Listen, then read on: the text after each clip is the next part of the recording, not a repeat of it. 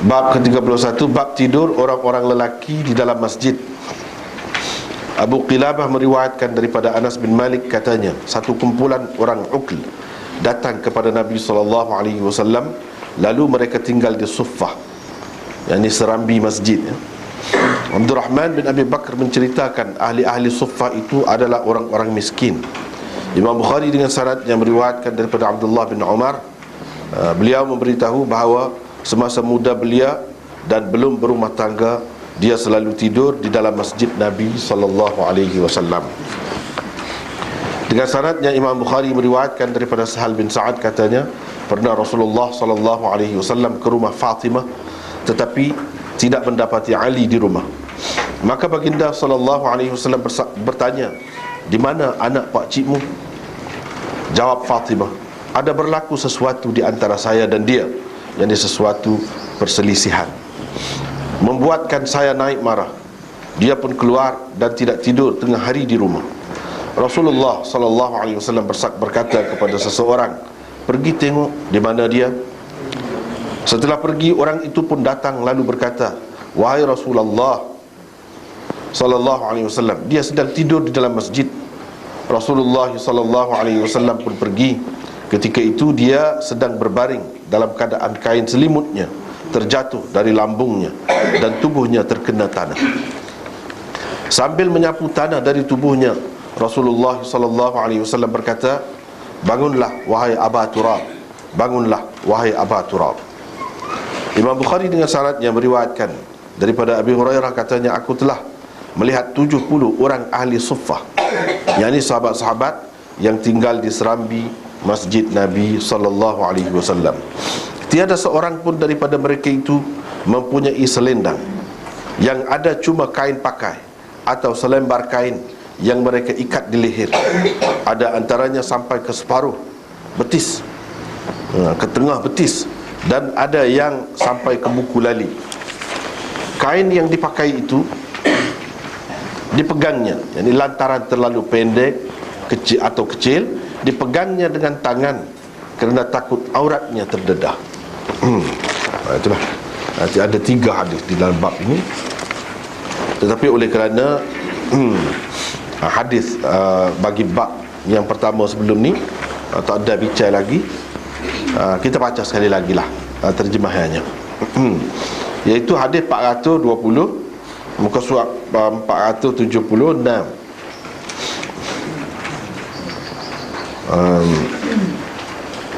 Imam Bukhari meriwayatkan dengan sanadnya daripada Hisham bin Urwah, daripada ayahnya, daripada Aisyah, bahawa ada seorang hamba perempuan berkulit hitam, kepunyaan satu keluarga, yakni kabilah Arab. Setelah keluarga itu memerdekakannya, dia tetap hidup bersama mereka. Hamba perempuan itu, yakni bekas hamba perempuan itu bercerita, katanya, pernah seorang anak perempuan keluarga tersebut keluar dengan memakai selempang merah daripada kulit yang bertatahkan permata. Dia meletakkan selempangnya, atau syak perawi, selempangnya terjatuh dari tubuhnya. Tiba-tiba seekor helang lalu di situ, dan ia ternampak selempang yang terletak di atas tanah itu. Kerana menyangka daging, helang itu menyambarnya. Mereka pula mencarinya, tetapi tidak dijumpai. Hamba perempuan itu bercerita lagi, setelah menuduh aku mengambilnya, mereka terus memeriksaiku sehingga mereka memeriksai kemaluannya. Hamba perempuan itu meneruskan ceritanya, demi Allah, sesungguhnya ketika aku sedang berdiri bersama mereka, tiba-tiba lalu burung helang tadi dan dilepaskannya selempang itu. Ia jatuh di hadapan mereka. Aku lantas berkata, inilah yang kamu tuduh aku mengambilnya. Kamu menganggap aku mengambilnya, padahal tidak. Nah, inilah dia selempang itu, kata Aisyah. Hamba perempuan ini kemudiannya datang menemui Rasulullah SAW dan memeluk agama Islam. Dia mempunyai khibah, yakni khemah kecil atau gubuk di dalam masjid. Dia selalu datang bercakap-cakap denganku, dan setiap kali datang ke majlisku, tidak lupa dia mengungkapkan syair ini. Iaitu bunyinya dalam bahasa Arab tu sebelah tu, Wa yawmal wishahi min ta'ajibi rabbina ala innahu min baldatil kufri anjani. Bermaksud hari Wishah, yakni selempang, adalah antara keajaiban Tuhan kita. Bagaimanapun ia telah menyelamatkan daku dari negeri kafir. Kata Aisyah, pernah saya bertanya dia, kenapa setiap kali kamu duduk di sampingku mesti saja kamu mengungkapkan syair ini? Maka dia mengisahkan peristiwa tadi kepadaku. Itulah hadis yang Imam Bukhari buat mari di bawah tajuk ke-30 ni, iaitu bab tidur orang perempuan di dalam masjid. Kita sudah bincang dah apa maksud Imam Bukhari buat tajuk ni. Iaitu hak utamanya dia nak ayat boleh orang perempuan walaupun dalam keadaan mari kotor duduk di dalam masjid. Bukan duduk sebentar, duduk lama pun tak apa. Tidur berapa hari pun duduk situ tak apa. Boleh bagi dia lah. Walaupun sudah dibincangkan sebelum pada ni, memang ada beza pendapat tu. Perbezaan pendapat tu, ada hak kata tak boleh, ada hak kata boleh supaya dia. Jadi antara hadis, dalil dianya hak ni, dalil bagi Imam Bukhari ni. Walaupun seperti kita sudah bincang sebelum pada ni, dalil ni nak kata terai benar pun tidak juga. Tetapi alik sana kata tak boleh pun tak ada terai juga, lebih kurang ni ya. Lebih kurang ni. Bahkan dari segi hadis kalau nak kira lebih kuat. Hak pegangan Bukhari yang mengatakan boleh orang perempuan dalam keadaan mari kotor boleh duduk dalam masjid tu lebih kuat dari segi hadis. Dari segi ayat Quran tak terai. Dari segi ayat Quran tak terai. Kalau baru ni kita sudah sebut dah, bagi orang yang mengatakan tak boleh orang mari kotor dia duduk dalam masjid, dia pegang dengan ayat tu lah, ayat la taqrabus salah wa antum sukara hatta ta'lamu ma taqulun wala junuban illa 'abiri sabil. Dan seterusnya ayat tu tak terai. Maknanya tak boleh menghampiri sembahyang. Mereka takwilkan dengan tempat sembahyang. Tempat sembahyang tu pula tempat sembahyang yang khusus, iaitu masjid. Mereka takwil dalam keadaan mabuk, dan tidak boleh juga dalam keadaan berjunub, kecuali sekadar kamu lalu saja di tempat sembahyang tu dalam masjid tu. Lalu tak apa, lalu saja. Kadang tak ada arah, tak boleh nak lalu kot lain, nak pergi tempat mandi misalnya, ataupun nak pergi ke rumah kita sebelah sana, tak ada jalan lain, lalu saja ke masjid, dalam masjid tu tak apa, sekadar tu. Tetapi ayat itu menyebutkan tentang orang berjunub. Mereka faham, buat kesimpulan berdasarkan ijtihad, kalau orang berjunub tu dilarang berada dalam masjid, kalau boleh pun sekadar lalu saja. Orang mari kotor lebih-lebih lagi lah tak boleh. Tapi tak ada sebut sebenarnya orang mari kotor dalam ayat tu. Masjid pun tak ada sebut. Hanya ia mengatakan masjid tak boleh, orang mari kotor dia lebih-lebih lagi. Itu berdasarkan ijtihad, bukan berdasarkan nas yang terang. Tak. Kalau nak kira lagu tu, Imam Bukhari boleh buat mari dalil juga ayat Quran. Innamal musyrikun ya ayyuhallazina amanu innamal musyrikuna najasun fala yaqrabul masjidal haram ba'da 'amihim hadha. Orang-orang musyrik itu najis.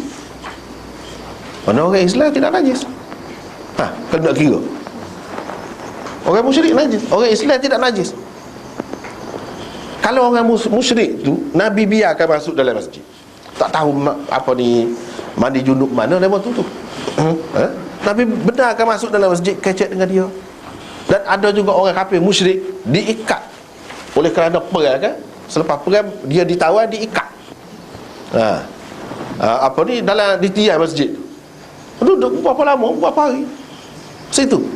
Dan bukan dia saja, ramai lagi orang-orang lain. Orang musyrik yang dikatakan najis tu boleh duduk dalam masjid. Orang Islam ni tahu mana?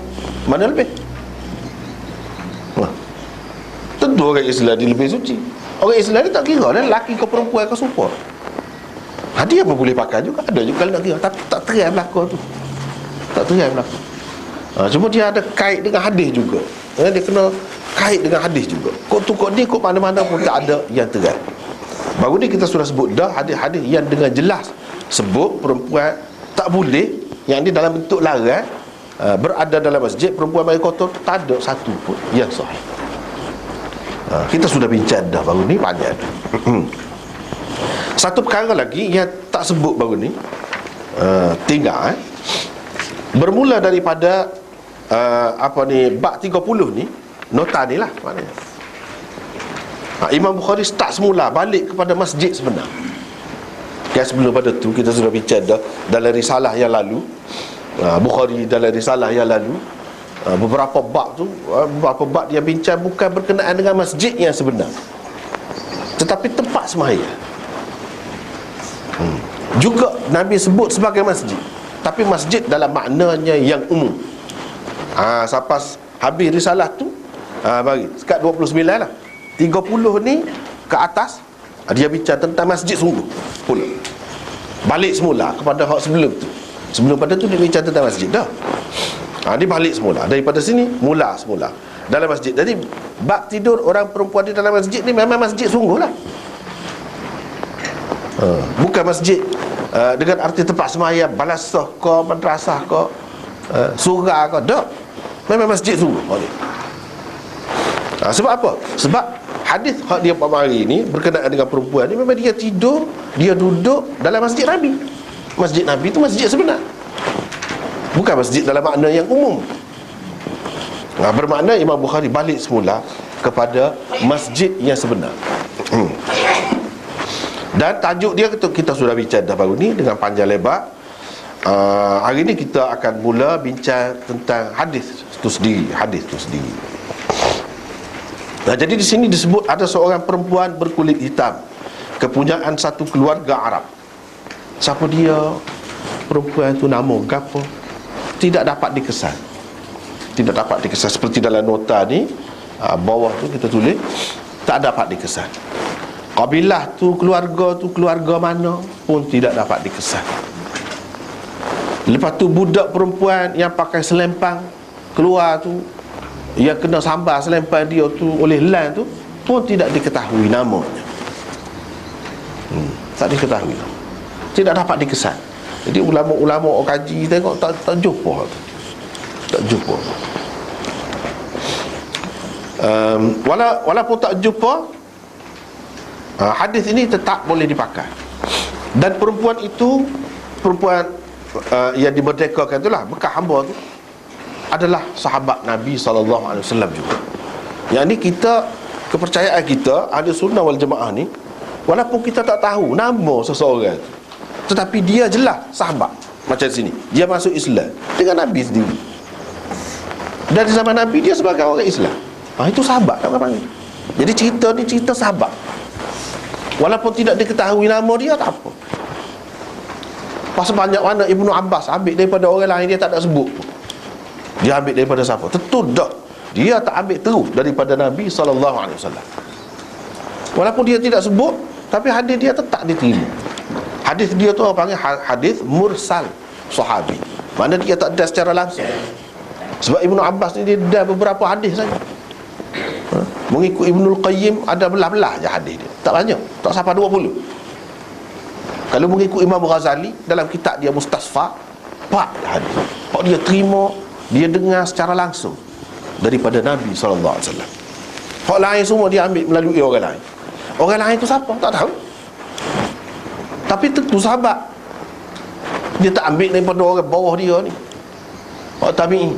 Dia ambil daripada sahabat-sahabat yang lain. Sahabat yang lain tu tidak diketahui pun tak apa. Sahih hadis itu. Sahih tu sampai dalam Bukhari pun masuk berapa banyak. Tidak jadi masalah kepada kita. Hak lagu ni.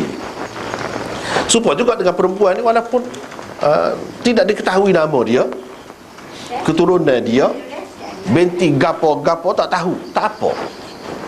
Tetap orang anggap dia tu sebagai sahabat. Bila sahabat, mengikut kaedah ilmu hadis kita, tak perlu kita bahas dia ni orang setara mana tu. Sebab apa? Tidak ada hak bagi kita tidak layak untuk mempersoalkan dia, untuk tanya, pertikaikan dia, tak layak. Setelah Allah Subhanahu Wa Taala dalam Quran sebanyak mana dah kata sahabat tu sebagai satu generasi, sebagai satu generasi, walaupun dia tidak diketahui nama dia.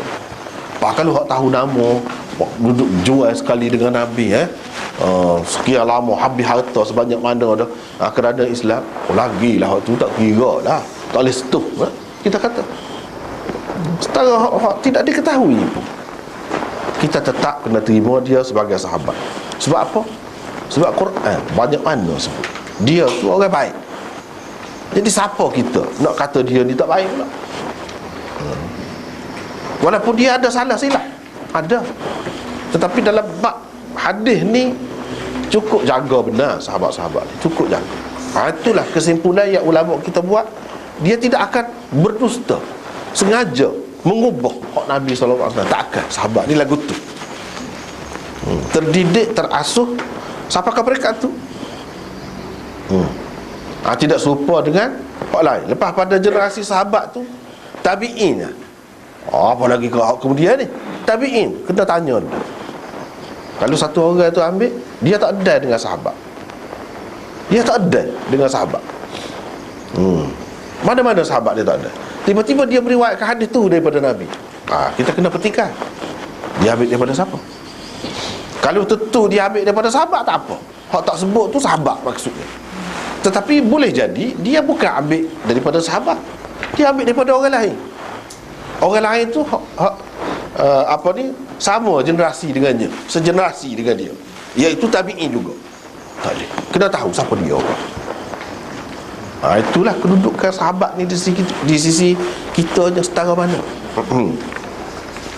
Perempuan ni adalah sahabat. Sebab apa? Sebab dia masuk Islam.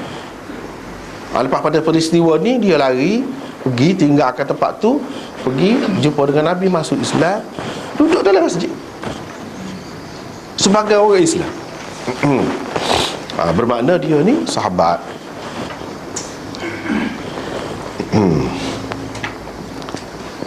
Dia cerita pernah seorang anak perempuan, ni pun tak tahu juga nama dia, tak tahu juga. Ada kalanya dalam hadis ni dia tidak sebut nama, sebab menampakkan kekurangan dia kau sikit, tak sebut. Ada kalanya memang dia anggap benda tu tidak penting. Seperti dalam Quran kan banyak ni tak penting ni. Orang ni benggon ni sebab dalam Bible tu tak penting. Yang pentingnya isi cerita dia yang ada kaitan dengan semua orang.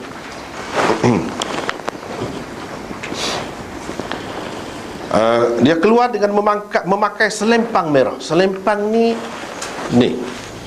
hak pakasi ni, pakasi. Kan kalau raja nak bagi apa-apa, penghormatan, pingat ke apa tu, dia pakai. Sini. Atas tu dia bubuh lah bintang-bintang kau gapo ikut lah. Begitu juga dipakai oleh polis kau misalnya. Di sini. Melentai begitu. Itu orang panggil wisah. Kita panggil selempang lah, selempang. Selempang ni ada kalanya dibuat daripada kain, ada kalanya daripada macam ni, daripada kulit, kulit. Helal dia tengok daripada jauh tu dia nampak merah kan, kulit merah. Lepas tu tata dengan mata-mata pula, ada putih, ada macam lemuk gitu, nampak daripada jauh dah. Merah, lemuk, putih, campur dengan putih tu, mata tu dia nampak macam daging lah, berlemuk. Itu ni daripada kulit, tatah dengan permata.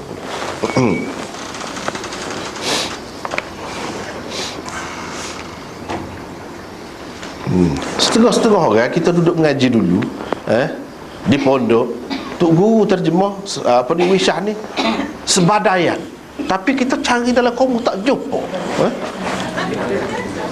Tak ada. Hak betulnya bahasa suratnya selempang.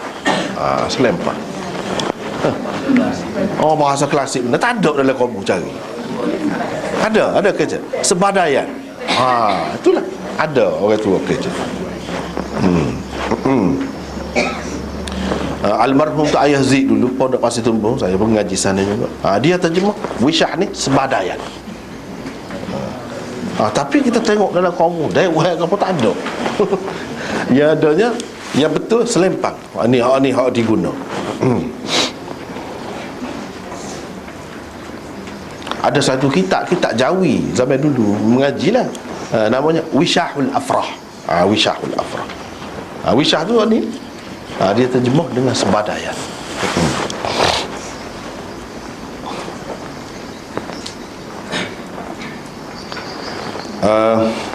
Apakah hak tu? Lepas tu dia letak, atau syak perawi di sini, dia letak kau terjatuh daripada tubuh dia tu, selempang tadi. Bila terjatuh, marilah lai. Lai lalu kau atas nu, nya sambar kau lai. Pakak cari tak jumpa. Bila tak jumpa, wah, halalah ke dia. Moga dia hamba kan. Hamba, bekas hamba. Lagu tu lah orang ni. Cari hak susah, nak tuduh hak susah kan. Apakah tuduh dia? Bila tuduh dia tu, nya peresa, kata dia peresa habislah. Sampai telanjang dia. Sampai inilah dia kata, sehingga mereka memeriksai kemaluannya. Sampai gitu. Gitu mana? Takut susuk, takut susuk. Keadaan orang ni lagu tu lah, bila masa pun dia akan berasa hak sesak, hak susah tu lah yang ambil. Kalau hak senang nak ambil warga dia pun ada. Jadi dia kata mereka terus memeriksaiku sehingga mereka memeriksai kemaluannya. Tadi ku, dia tidak kata kemaluanku. Itu terjemahan Arab tu betul tu, tepat tu. Mereka memeriksaiku sehingga mereka memeriksai kemaluannya. Sepatutnya ku lah. Dia tidak sebut ku. Itu makna beradab tu. Dan halus tu, bahasa halus dia guna. Baik, kita tengok ada nota di situ, 920 notanya. Percakapan menurut bahasa biasa menghendaki hamba perempuan itu berkata, hatta fattashu qubuli, bermaksud sehingga mereka memeriksai kemaluanku.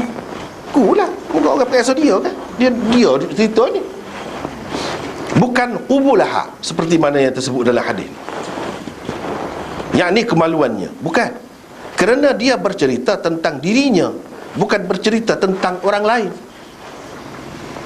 Kalau perkataan itu dianggap sebagai kata-kata Aisyah, maka tepatlah kalau digunakan qubulaha di sini. Kalau kita kata ni Aisyah kata. Sebenarnya perkataan qubulaha juga boleh, yakni sah, dianggap sebagai kata-kata hamba perempuan itu mengikut kaedah iltifat. Orang panggil, ada satu kaedah dalam bahasa Arab, atau tajrid dalam ilmu balaghah. Kalau kira bahasa nahwu biasa ni salah, dia nak royak diri dia, pergi royak orang lain, salah. Tetapi bahasa Arab ni dia bukan berhenti setakat nahwu tu saja, dok. Sebab itulah nak mengaji Quran, nak mengaji hadis, dia tak boleh sekat nahwu, dia kena pergi jauh lagi, iaitu dia kena ada ilmu balaghah. Ilmu ni kata boleh pula, boleh, tidak salah. Salah dari sudut nahwu, tidak salah dari sudut balaghah. Tapi bila balaghah kata tidak salah, nahwu pun terpaksa kena terima. Kena terima. Kena tengok banyak sudut. Di sini, sebab kalau kira dari sudut nahwu biasa, tidak dalam, tidak tinggi makna dia, tak ada seni dia. Ilmu balaghah maknanya ilmu seni bahasa. Seni bahasa. Hak ni hak kurang dalam bahasa kita. Dia padahal kita nak guna sama. Tapi tak ada satu kaedah orang buat. Saya tengok dulu Zakbar dulu dalam ilmu mengarang Melayu ke apa, dia ada buat. Tapi dia tidak buat penuh lah, tak ada. Maknanya dia pandai benda-benda ni. Dia cuba buat syair Melayu tu, dia bandingkan dengan hak Arab. Dia ikut, kalau rentak Arabnya gini. Maknanya dia mahir, dia boleh sungguh Arab tu. Dia buat rentak dia gini, rentak dalam Arabnya lagu mana. Dia yang nampak ada buat kerja lagu tu, hak lain-lain tak ada. Kemudian ni ahli bahasa Melayu tak ada buat kerja lagu tu. Zakbar memang sehebat, memang hebat. Jadi kaedah iltifat, pemakaian kaedah iltifat di sini, kalau kita pakai di sini makna iltifat, berarti orang yang bercakap berasa segan atau tidak sopan menyebutkan perkataan seperti itu untuk dirinya sendiri. Tidak sopan. Kalau dia kata kemaluanku, dia kena kata kemaluannya. Itu bahasa halus. Iltifat.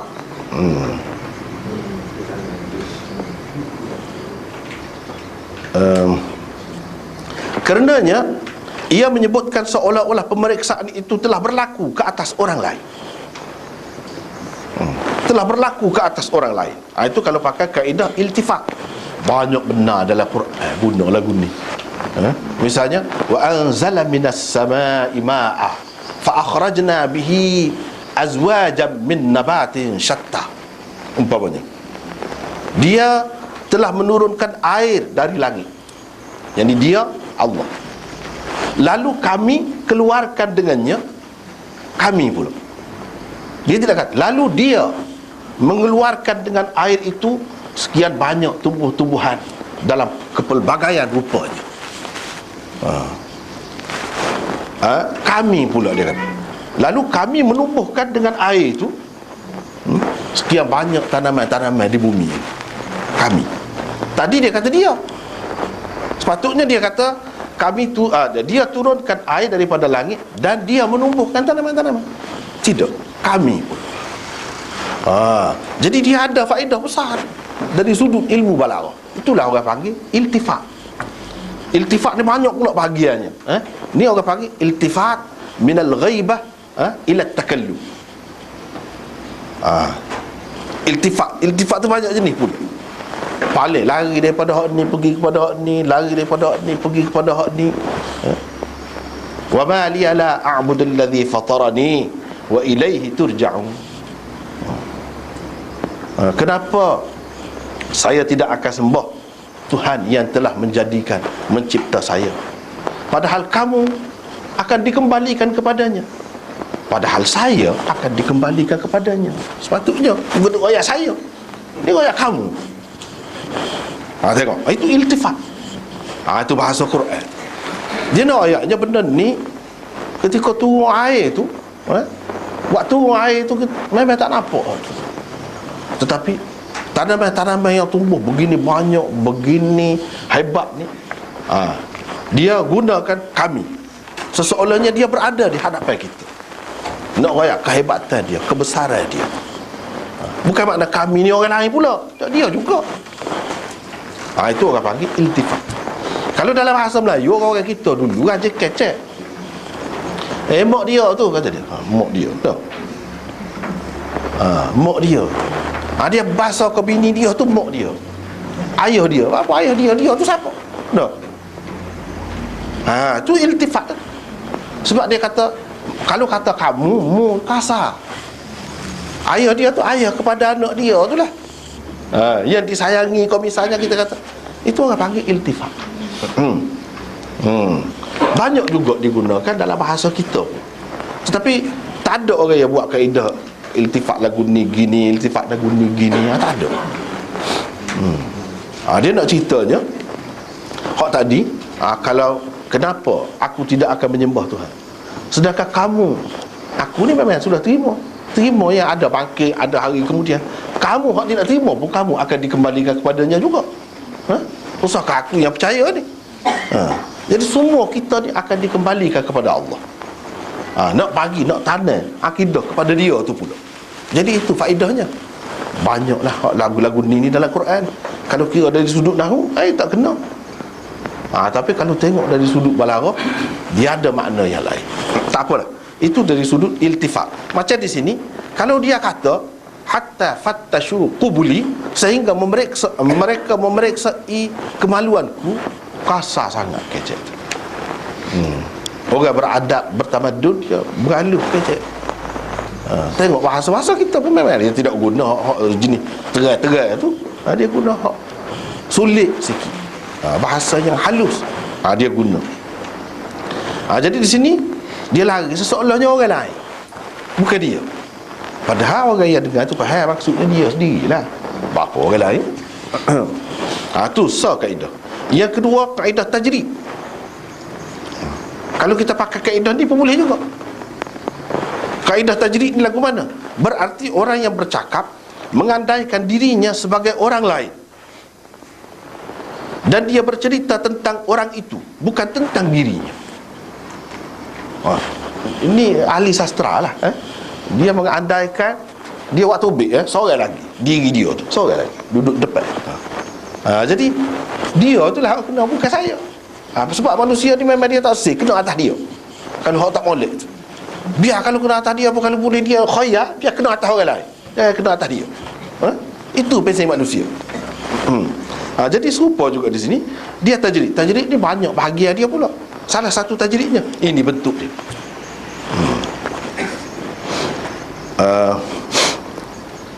Buka sebagai orang lain, dan dia bercerita tentang orang itu, bukan tentang dirinya. Al-Baihaqi di dalam Syu'abul Iman meriwayatkan hadis ini melalui saluran riwayat Abu Muawiyah daripada Hisham, daripada ayahnya yakni Urwah. Ni lebih kurang hadis ni jugalah, cuma perawi di bawah tu beza sikit, ada lain sikit isi dia, iaitu bahawa hamba perempuan itu juga berkata, aku berdoa kepada Allah agar dilepaskannya aku daripada tuduhan itu. Padahal dia tidak Islam lagi pada masa tu. Dia royak ni. Ni ada cerita ni. Dia kata dia berdoa tak kira lah, minta biar Tuhan lepaskan dia.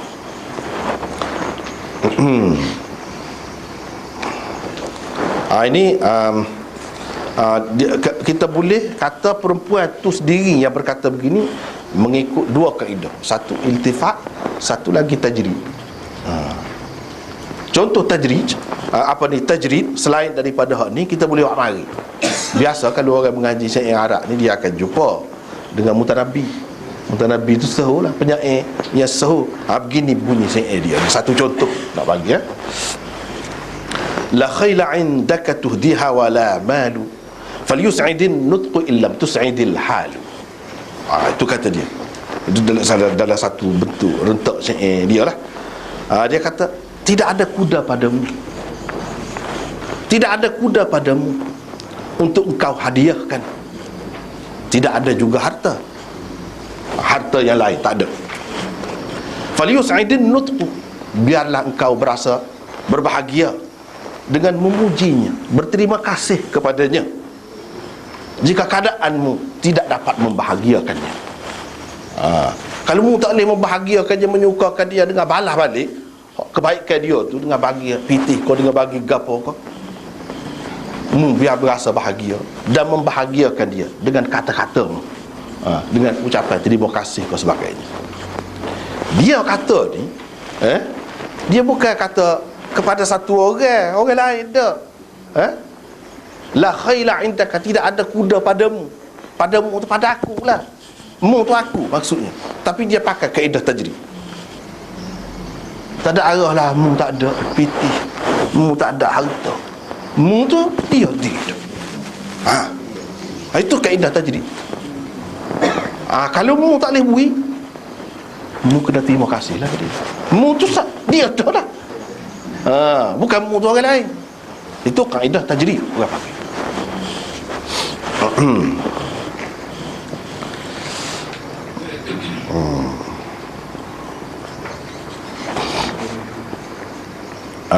Tak apalah, dia mempunyai lepas tu ceritanya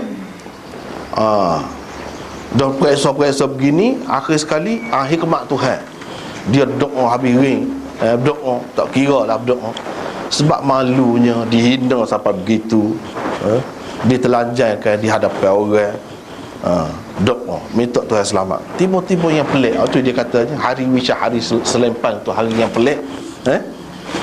Macam mana bola tu mari terbang, mari lepas pulak, lepas tu jatuh depan orang ramai. Ni lah kata dia. Dia kata dia sangat.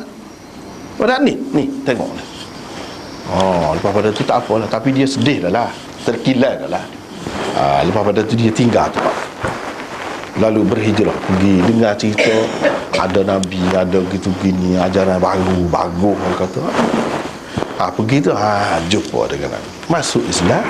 Itulah Nabi suruh duduk dalam masjid tu cerita. Ni cerita dia duduk dalam masjid. Dia mempunyai khibab, kata Aisyah ni, yang ni khemah kecil atau gubuk kecil lah, macam pondok dah kecil, biar terlalu sederhana lah. Di dalam masjid. Di dalam masjid. Sinilah Imam Bukhari nak ya. Kalau dia ada khemah dalam masjid, apa pasal khemah? Kalau duduk sebentar tak payah pasal khemah. Duduk lama, kalau duduk lama tak kira dia tak tidur. Situ dia nak. Kalau dia duduk lama, orang perempuan ni duduk lama, dia ada ketika mari kotor. Mari kotor tu tak tahu bila, esok ke, lusa ke. Nabi tak ada pula pesan dia, kalau kamu mari kotor, kamu jangan duduk dalam masjid. Tak boleh. Kalau memang haram, mesti Nabi pesan. Apa tak ada, menunjukkan tak apa. Dia faham gitu. Dia faham gitu. Kalau haram, Nabi tak akan lock. Sebab bila-bila masuk orang perempuan, dia mana tahu. Kalau nak kira je, yang orang perempuan ni akan mari kotor malam karang kau, mana dia tahu? Kalau nak kira, hak biasa, kita kira biasa. Tak usah kira mukjizat Tuhan boleh beritahu lebih lagi, tak usah kira tu. Orang perempuan dia tak mari kau, tak mari kau, apa dia sakit kau?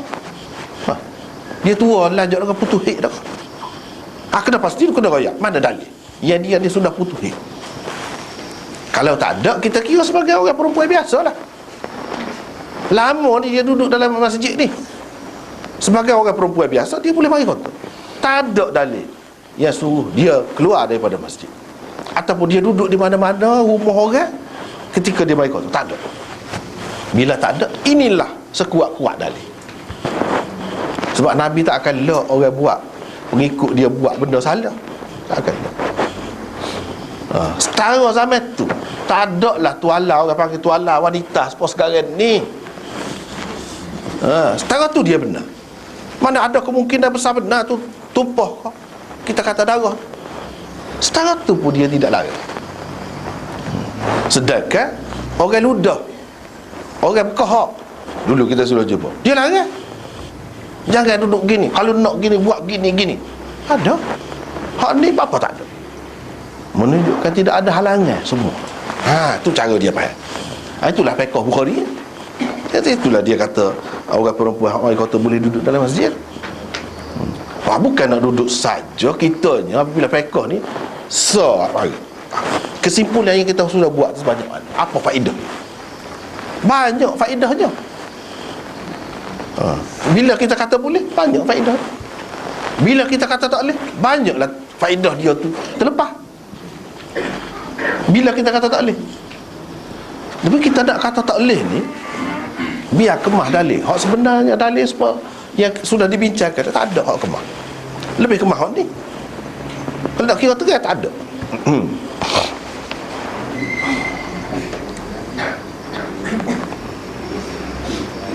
Tak apalah. Dia pun kata, bila dia ni jumpa dengan Aisyah, duduk kan, wa yaumal wishahi min ta'ajibi rabbina ala innahu min baldatil kufri anjani. Kata lagu tu sama. Abdullah Aisyah kata, apa agakmu ni, kalau mari duduk kat aku, kata lagu tu lah ni, apa? Dia pun ayat lah, inilah cerita dia, cerita tadi.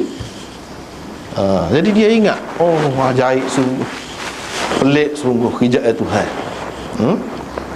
Tapi semua tu hak berlaku kepada dia tu ada hikmat. Hikmat Allah SWT ada, besar hikmat. Tak apalah. Itu ada nota di situ pula untuk syair tu. Syair ini adalah daripada Bahar Tawil. Ini kalau orang mengaji ilmu arud, ilmu menimbang syair Arab, dia kena reti juga.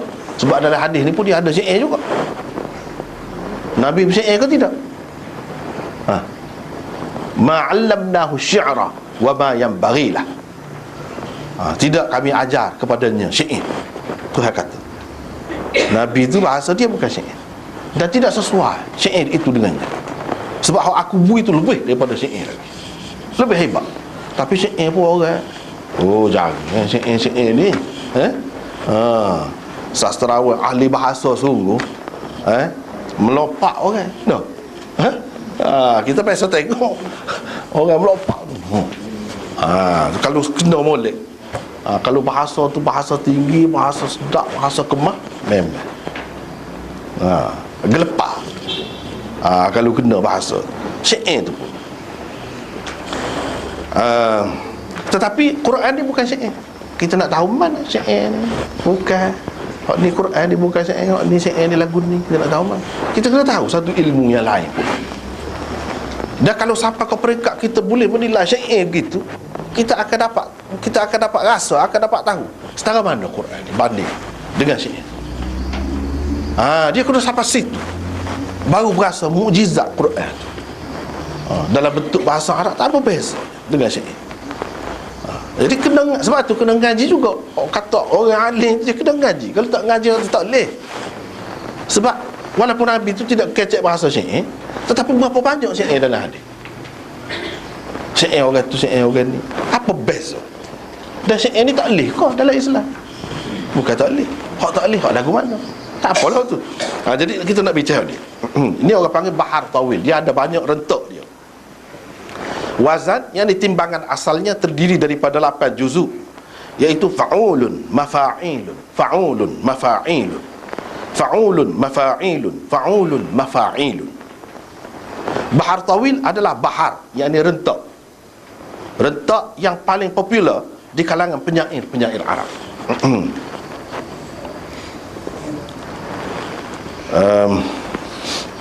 Bahar yang direntak syair ini mengandungi hanya satu arut sahaja.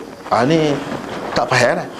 Memang kena lalu saja kepada hak erti, tak apalah. Dia faham dah. Mengandungi hanya satu arut sahaja dalam bentuk maqbud. Itu istilah dia belaka tu. Wazannya ialah mafa'ilun. Dah maqbud, dia kena mafa'ilun, bukan mafa'ilun. Kena buaya. Itu timbangan dia.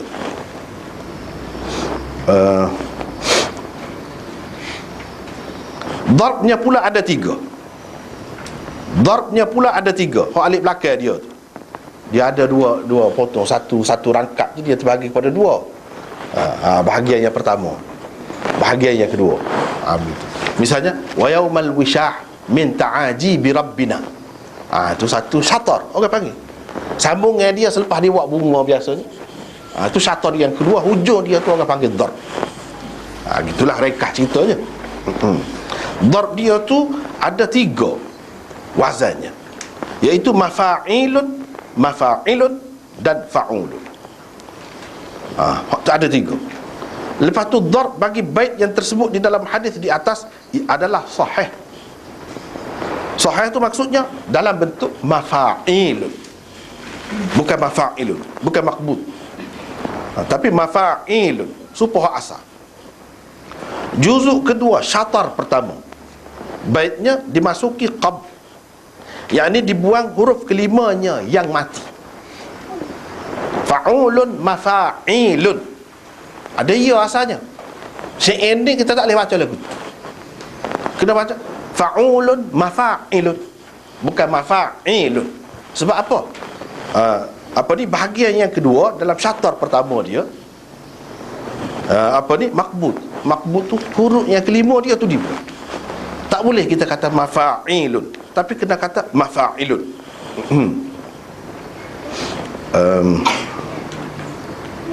Kerana itulah ia menjadi mafa'ilun dalam keadaan bertukar daripada bentuk asalnya. Sekarang jika baris ha pada juzuk keduanya diisbakkan, ia akan menjadi tam, yakni sempurna mengikut bentuk asalnya. Wa yaumal wishahi, wa yaumal wishahi, gitu. Panjang.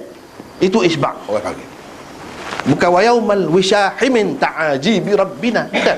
Wa yaumal wishahi min ta'aji bi rabbina. Kalau baca lagu tu dia bermakna tam. Tam, sempurna mengikut bentuk asalnya.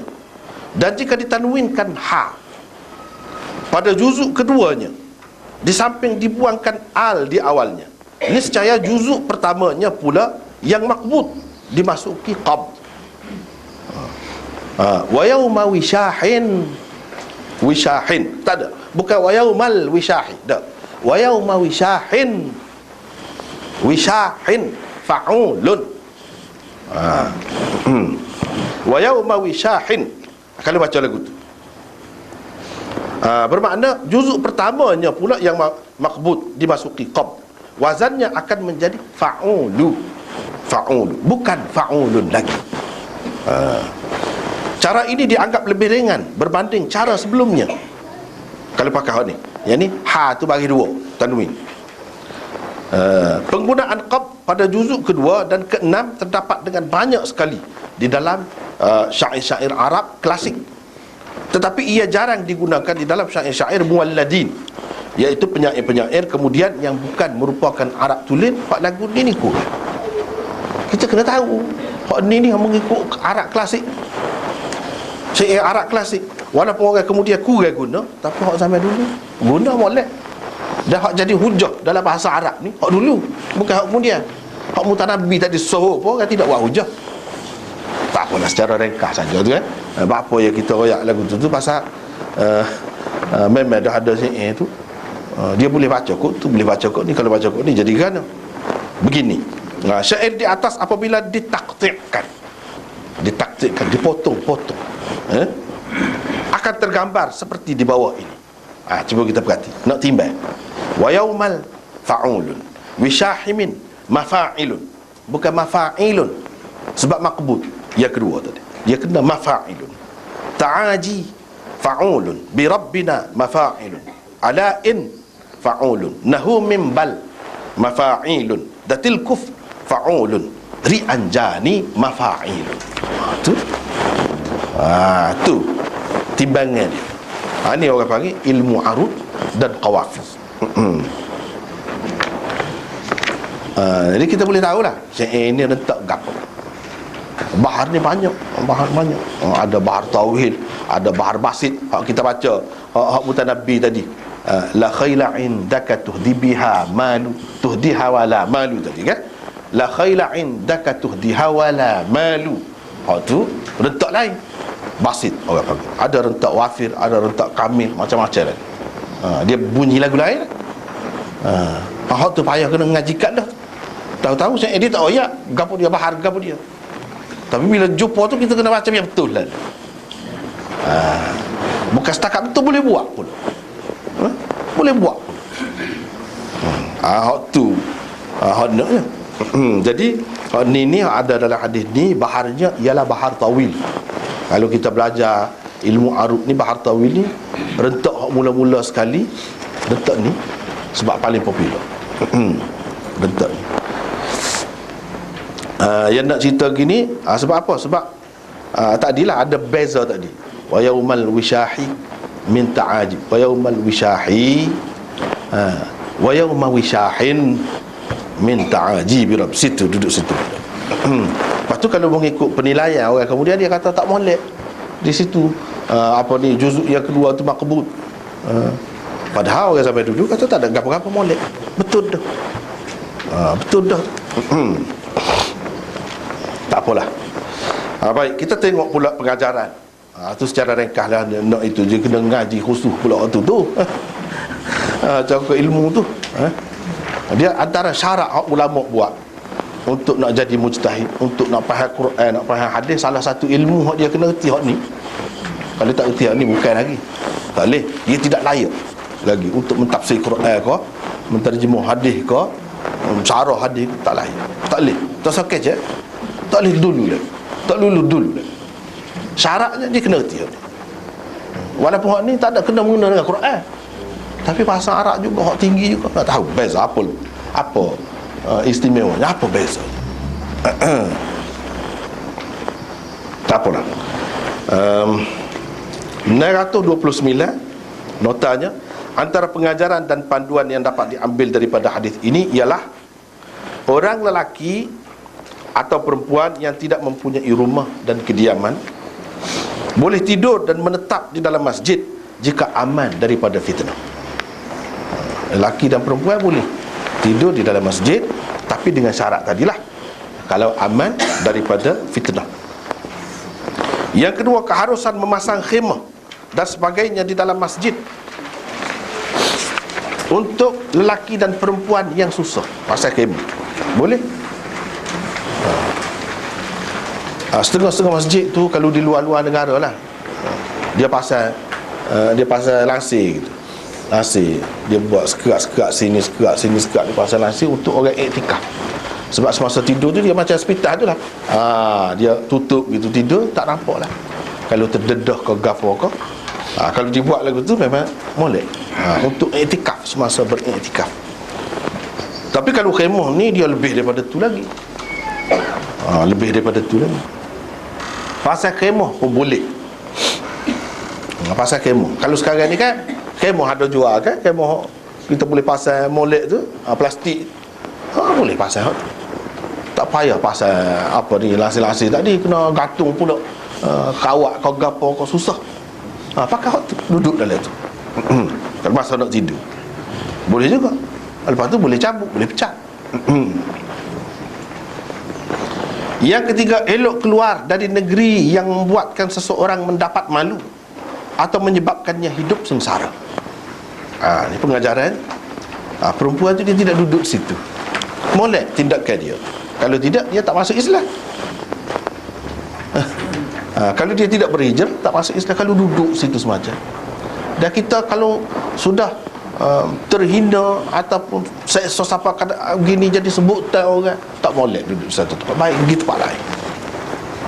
Sebab apa? Jadi orang duduk gelar pula, duduk sebut-sebut pula. Siapa kadang cucu duduk sebut. Kalau pergi tempat lain, cerita baru, buku baru.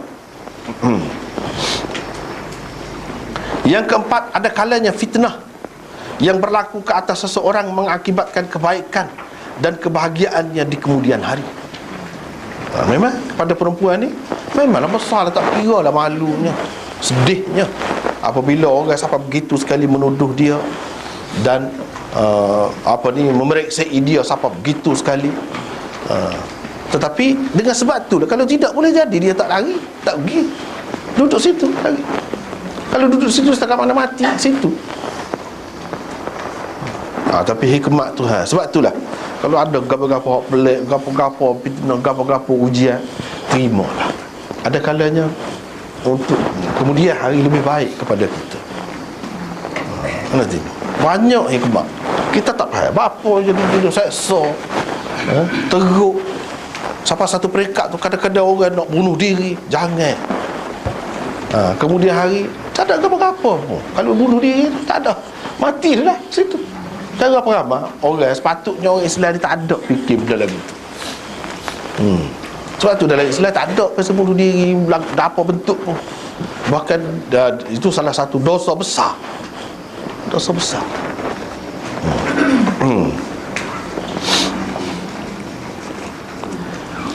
Macam dia ni, dia dengan sebab tu pergi ke Madinah, pergi jumpa dengan Nabi dan memeluk agama Islam. Itu besarnya. Yang kelima, kelebihan berhijrah dari negeri kafir ke negeri Islam. Memang kelebihan. Negeri Islam kurang lagu mana pun, dia ada lebih. Ada lebih dia. Bayangkan saya duduk di India dulu, nak makan lembu, susah. Susah. Sebab lembu tu Tuhan pokok dia. Kubah tu sebelah kubah. Kubah pun tidaklah hak tua, hak muda tu kan. Jadi daging dia lembut, mana-mana mari tempat kita. Dia kan daripada India tu daging kubah, bukan daging lembu. Mana boleh lembu? Tak ada. Kalau nak sampai ekspor gitu more lah. Sebelah susuk tu pun nak perat.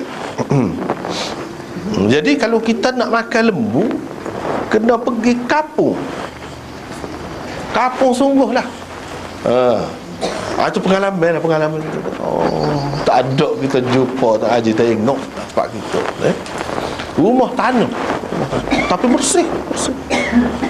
Tapi semua asli belakang.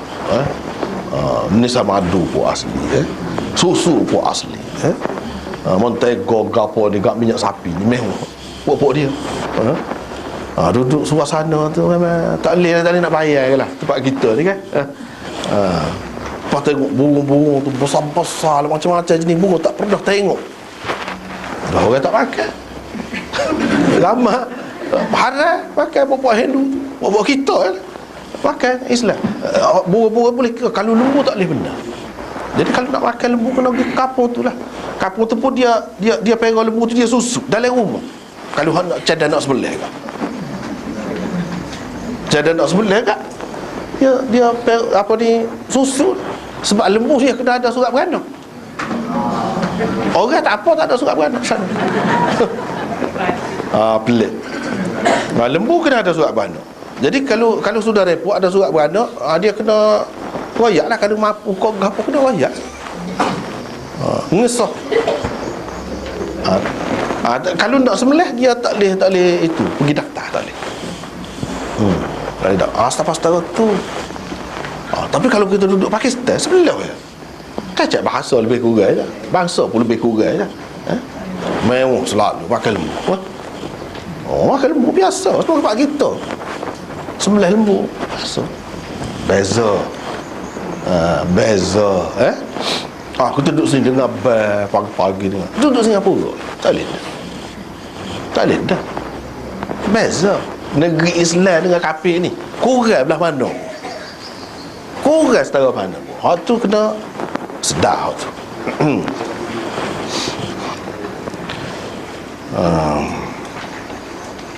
Yang keenam, kelebihan berpindah dari tempat yang kurang baik ke tempat yang lebih baik.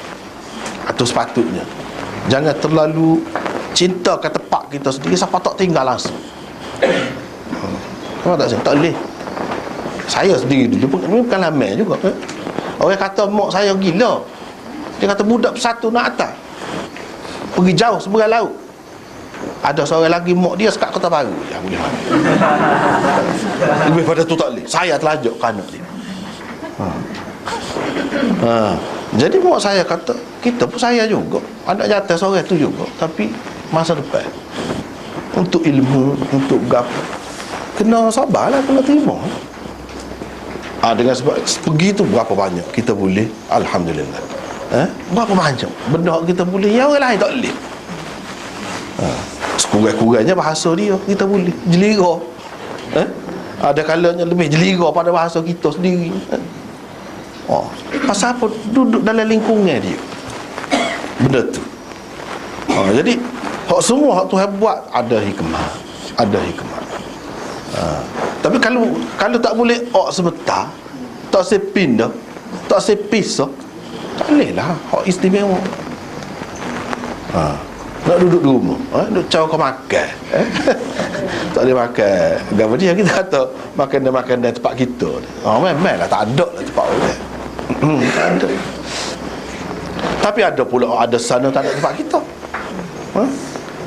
Ada pula ada sana tak ada tempat kita. Zaman maju dah ni tempat kita ni kan, ni kan.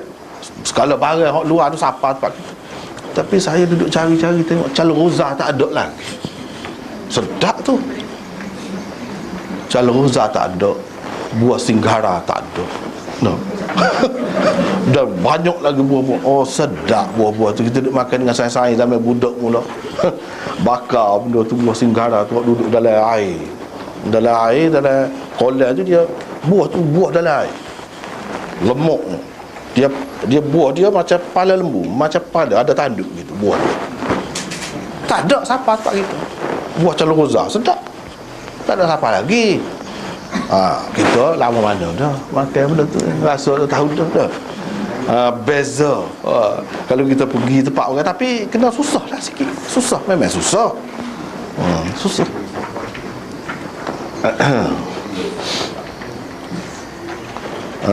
Kena bersedia. Kalau tidak tak boleh. Tu dia kata ada sama sekampung. Mak dia tak boleh sekat Kota Baru. Saya terlajak ke anak dia. Tak sekat Kota Baru ialah ilmu.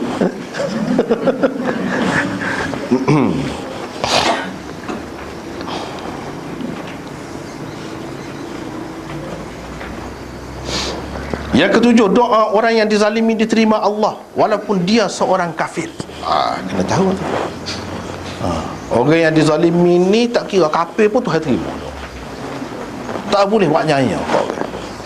Kalau dia doa kita walaupun kita Islam, kena kita. Itu kemurahan Tuhan. Dalam keadaan dia marah, dia murka kepada orang kafir pun, hamba dia lagi, kejadian dia lagi. Dengan sebab tu macam dia Dia berdoa sungguh-sungguh, akhirnya Tuhan terima. Pelik jadi berlaku. Ajaib sungguh. Macam mana mari lepas situ juga. Ni di dalam hadis banyak ni orang-orang yang dizalimi, walaupun orang kafir pun Tuhan akan tolong dia. Dengan sebab itu kita tak boleh buat nyaya kat orang. Apatah lagi orang Islam, orang kafir pun tak boleh. Yang ke-8, peristiwa penting dalam kehidupan seseorang tidak akan dilupainya. Ia akan sentiasa menyebut dan mengenangnya. Peristiwa penting dalam kehidupan seseorang sering juga mencetuskan idea-idea bernas dan melahirkan hasil-hasil seni yang tiada tolok bandingnya, berupa karya-karya agung atau puisi-puisi yang sangat bernilai. Itu kesan duduk jauh lah. Kesan duduk jauh. Lepas tu peristiwa penting yang berlaku dalam seseorang. Macam saya, ingat semua orang duduk sana sampai budak-budak dulu, ingat. Bila kita balik terkenal, terkenal. Benda-benda lagu tu mencetuskan, mendorong kita buat sesuatu, mendorong kita buat sesuatu. Macam dia ni pun kurang-kurangnya, walaupun dia tidak mengarang pun katakanlah hamba perempuan ni, tapi tumbik syair tu masuk ke dalam hadis. Orang duduk faham pula. Orang dia kata, orang tak guna ni lagu ni. Siapa nak kata tak guna? Orang dulu kata molek dia. Tak ada apa molek. Betul dah dia kata. Kalau tak ada lah tekanan begitu terhadap dia, boleh jadi tak tumbik syair. Kadang ni dia jadi, walaupun nama dia tidak dikenali, tetapi sampai bila-bila akan ada adalah hadis. Tu syair dia. Manusia ni gitu kadang-kadang. Kadang-kadang kalau senang tak tubik benda molek, susah baru tubik. Ada tekanan baru tubik. Kalau dalam keadaan biasa tak. Itu hikmah Allah SWT berlaku lah. Sebab tu kita kata di sebalik susah, di sebalik tekanan, di sebalik gitu gini ada hikmah.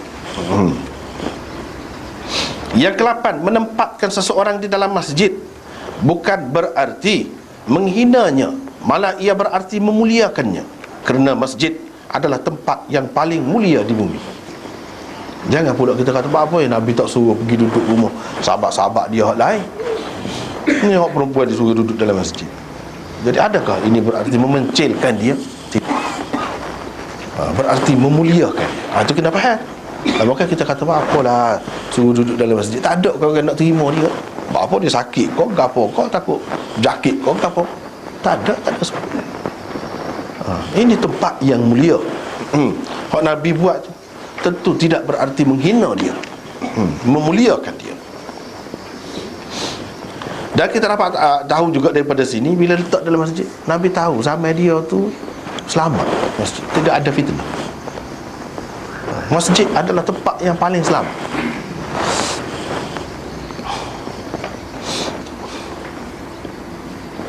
Yang ke-9, masjid sepatutnya menjadi tempat yang paling selamat untuk seseorang Muslim. Kalau di luar masjid, seseorang yang beriman berkewajipan menjaga keselamatan dan maruah saudara seagamanya, maka di dalam masjid lebih-lebih lagi lah dia perlu menjaganya. Gitu sepatutnya. Dalam masjid kau kena jaga lagi. Jadi kita tak boleh kata takut fitnah di masjid. Di masjid itulah kau kurang fitnah sepatutnya. Kalau orang Islam ni faham boleh. Sebab di luar masjid pun tak boleh buat benda-benda tak boleh. Dalam masjid lebih-lebih lagi lah. Kalau dalam keadaan masyarakat ni faham gitu, apa nak menjadi halangnya untuk orang perempuan duduk di masjid? Tak ada halangnya.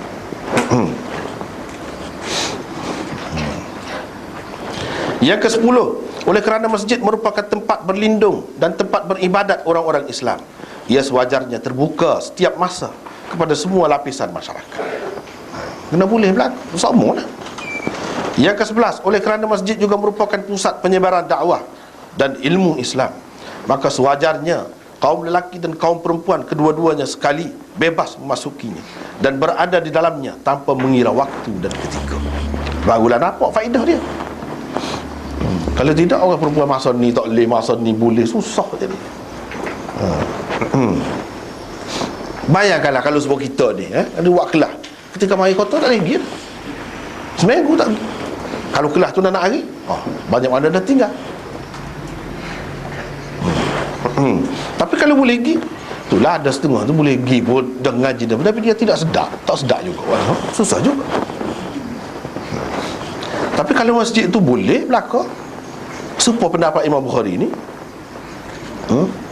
senang, tak ada timbul apa-apa halangan. Yang ke-12, seringkali juga aktiviti kemasyarakatan yang merangkumi kaum lelaki dan perempuan diadakan di masjid, seperti majlis akad nikah, derma darah dan sebagainya. Jadi seperti kita sebut baru ni lah, akad nikah, yang semua tu mai kotor, tak boleh naik atas masjid. Kan? Jadi duduk suku gitu tak suka dah, tak suka. Lepas tu macam kita kata nak derma darah, apa takut tumpah darah gitu gini. Bagi Imam Bukhari tak apa, darah orang tidak najis, senang. Duduk dalam masjid pula boleh. Kalau nak pakai mazhab Syafi'i, darah najis. Kalau tumpah, so kena jaga molek. Darah najis. Tapi kalau mengikut Bukhari, tak, darah manusia tak najis. Darah ya najis. Tapi setara najis tu darah boleh masuk. Hak takut sebenarnya, takut tumpah tu menyusah kat orang, takut bau tidak menyenangkan orang. Tu je. Kalau boleh jaga hak tu, tak ada apa.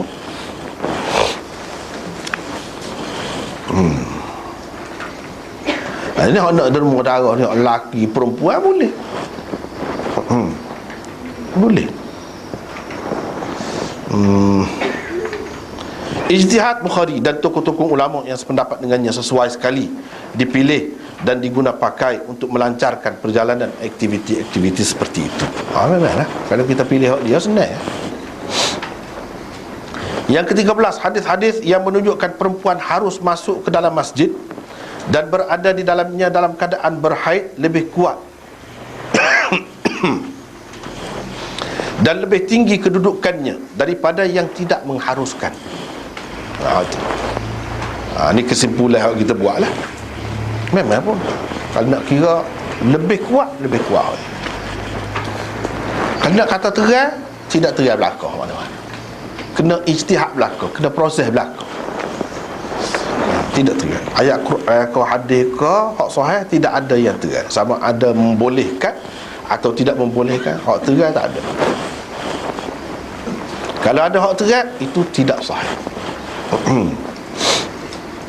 Jadi habislah bab yang pertama. Hari ini kita pergi kepada bab yang kedua. Jadi sebelum pada ni bab tidur orang perempuan di dalam masjid. Ni bab tidur orang lelaki pula dalam masjid. Sebab tu juga Imam Bukhari buat tajuk. Cumanya tidur orang perempuan seorang je. Ni lelaki ramai. Sebab apa? Sebab biasanya dulu sampai sekarang ni pun lebih ramai tidur dalam masjid ni orang lelaki. Orang perempuan kalau kata ada pun tidaklah seramai orang lelaki. Kecuali pada ketika iktikaf tu, ialah adalah ramai lah kita kata. Tapi dalam masyarakat kita pun tidak umum juga gitu. Kalau nak kira dari segi lebih ramai lelaki daripada dulu sampai sekarang. Sebab itulah Imam Bukhari buat naumir rijal, bukan naumir rajuli. Tapi tadi naumil mar'ati, bukan naumin nisa'i. Dia ada maksud belaka guna dalam bentuk jamak, dalam bentuk mufrad. Itu ada maksud dia belaka. Seperti mana tajuk sebelum pada ni, dia tidak royak. Hukum dia, tidur orang lelaki dalam masjid diharuskan, ataupun bagus ke atau tidak diharuskan, dia tak ada buat mari hukum. Dia tak serupa dengan sebelum pada ni. Bab itu kita kena tahu kaedah dia, cara dia. Biasalah Imam Bukhari kalau dia tidak buat keputusan gitu, dia nak ada khilaf. Ada khilaf dalam masalah ni. Walaupun kita kata lelaki apa tak boleh tidur, ada kata tak boleh. Imam Bukhari mengambil kira hal.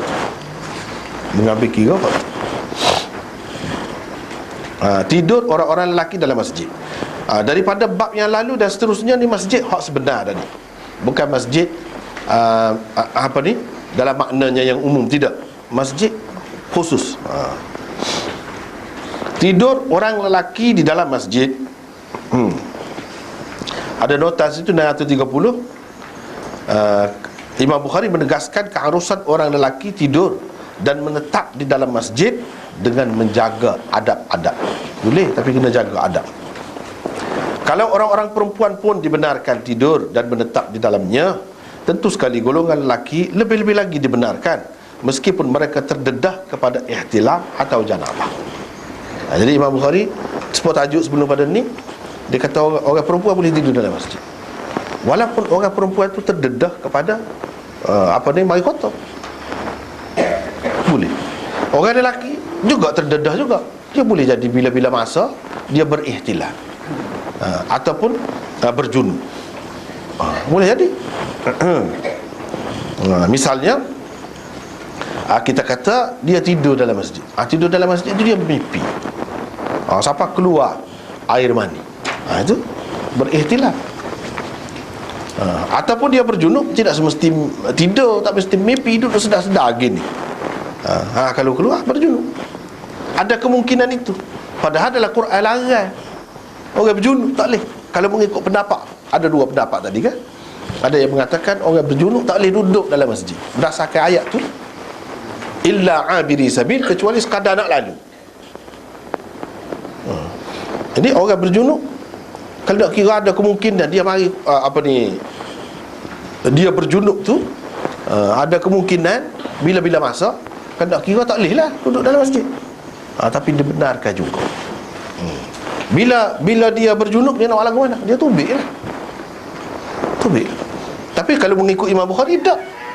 Orang berjunub pun tak apa duduk dalam masjid. Tidak kata gaduh kena hunggah, tubik lah, tak. Kalau tak habis lagi kerja kau buat gapo-gapo, buatlah dulu.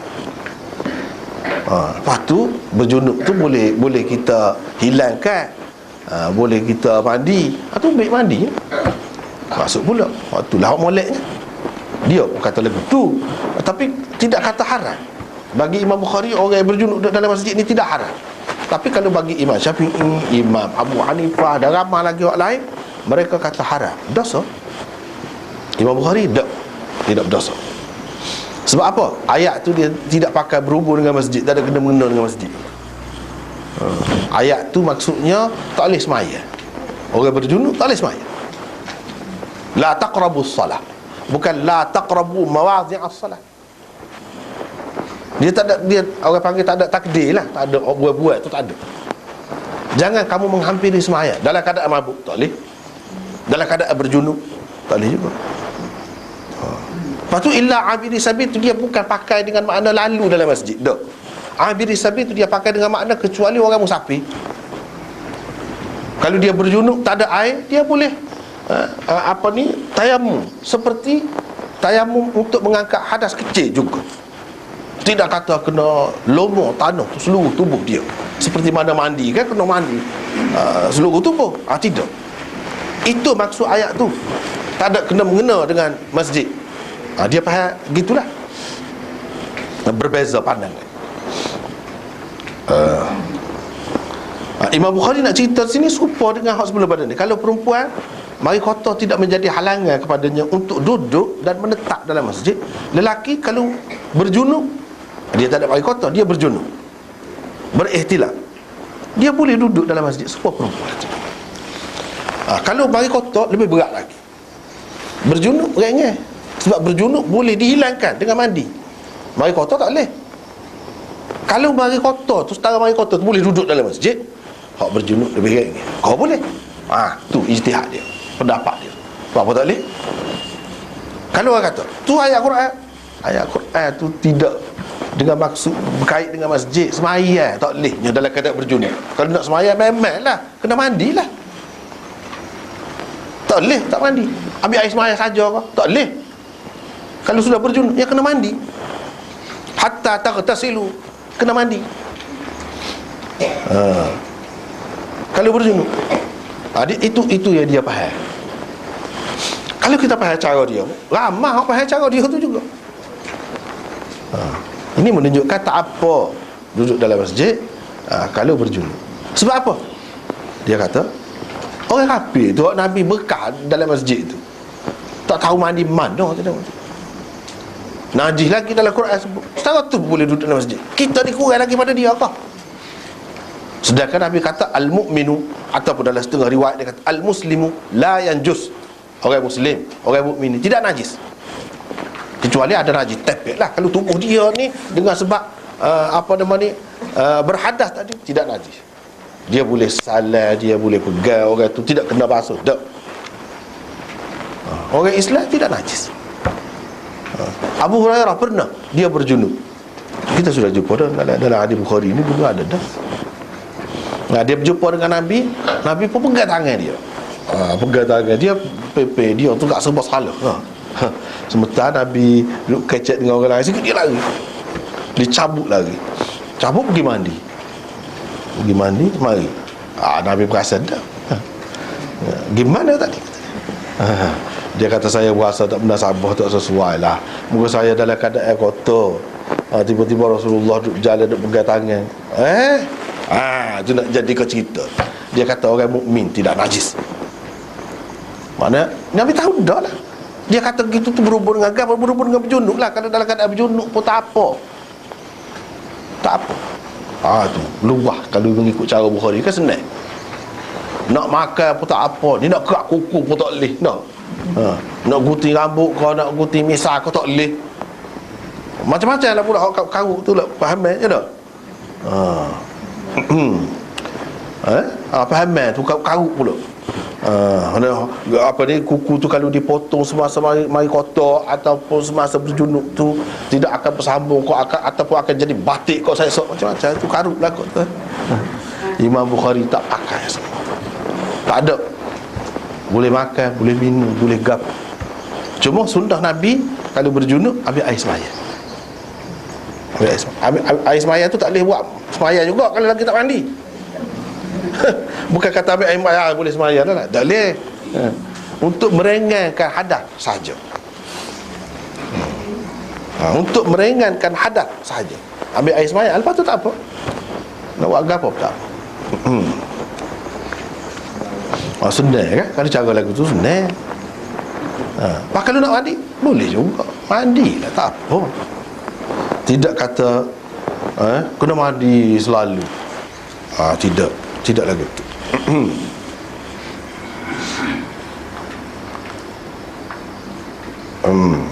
Namun begitu para ulama tidak sekata juga dalam masalah ini.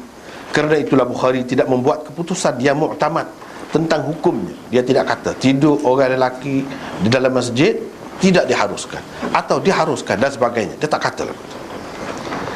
Dalam keadaan tergantung gitu saja. Ibnu Mas'ud, Tawus, Mujahid, Malik, Al-Auza'i, Ahmad dan Ishaq berpendapat tidur di dalam masjid adalah sekurang-kurangnya makruh kepada orang lelaki tempatan yang mempunyai kediaman. Makruh. Sekurang-kurangnya makruh. Kalau nak jadi haram tu boleh jadi.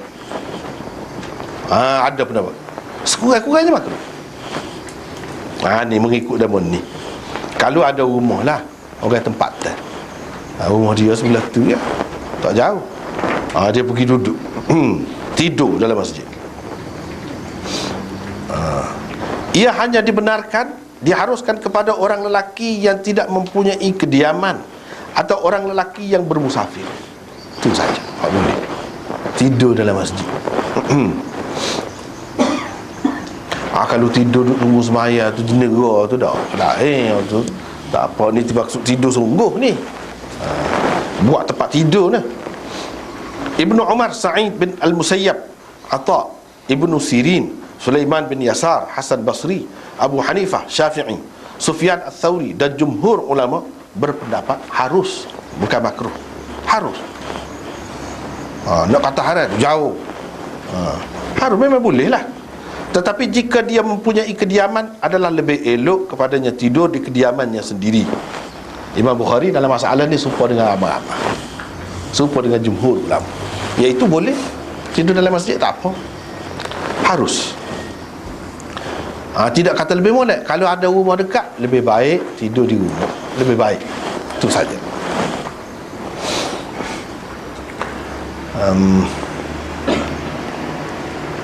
Ibnu Abbas pula diriwayatkan berpendapat tidak mengapa, yang harus tidur di dalam masjid jika maksudnya ialah menunggu sembahyang.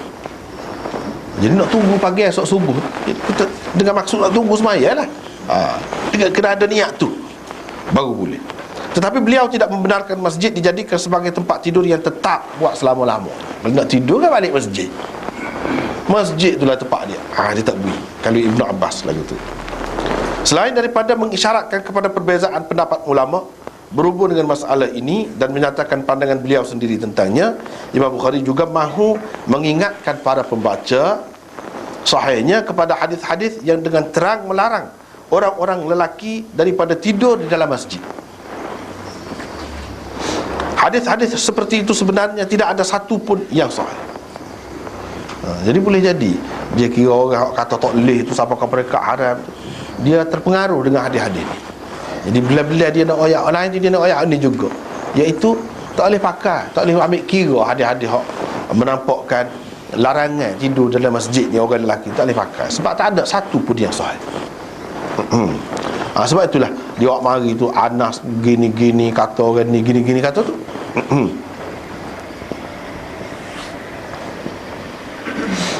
Tidak ada satu pun yang sahih.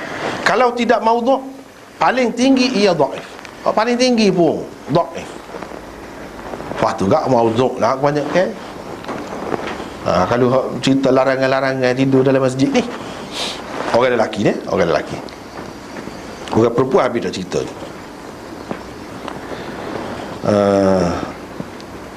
Kalau tidak maudhu' paling tinggi dhaif. Itulah. Banyak juga orang dalam masyarakat kita ni kan, kalau tidak maudhu' paling tinggi ia dhaif, tapi duduk buat kebah benar macam talqin bukan. Kalau tidak maudhu' paling tinggi ia dhaif. Tu ya kedudukannya.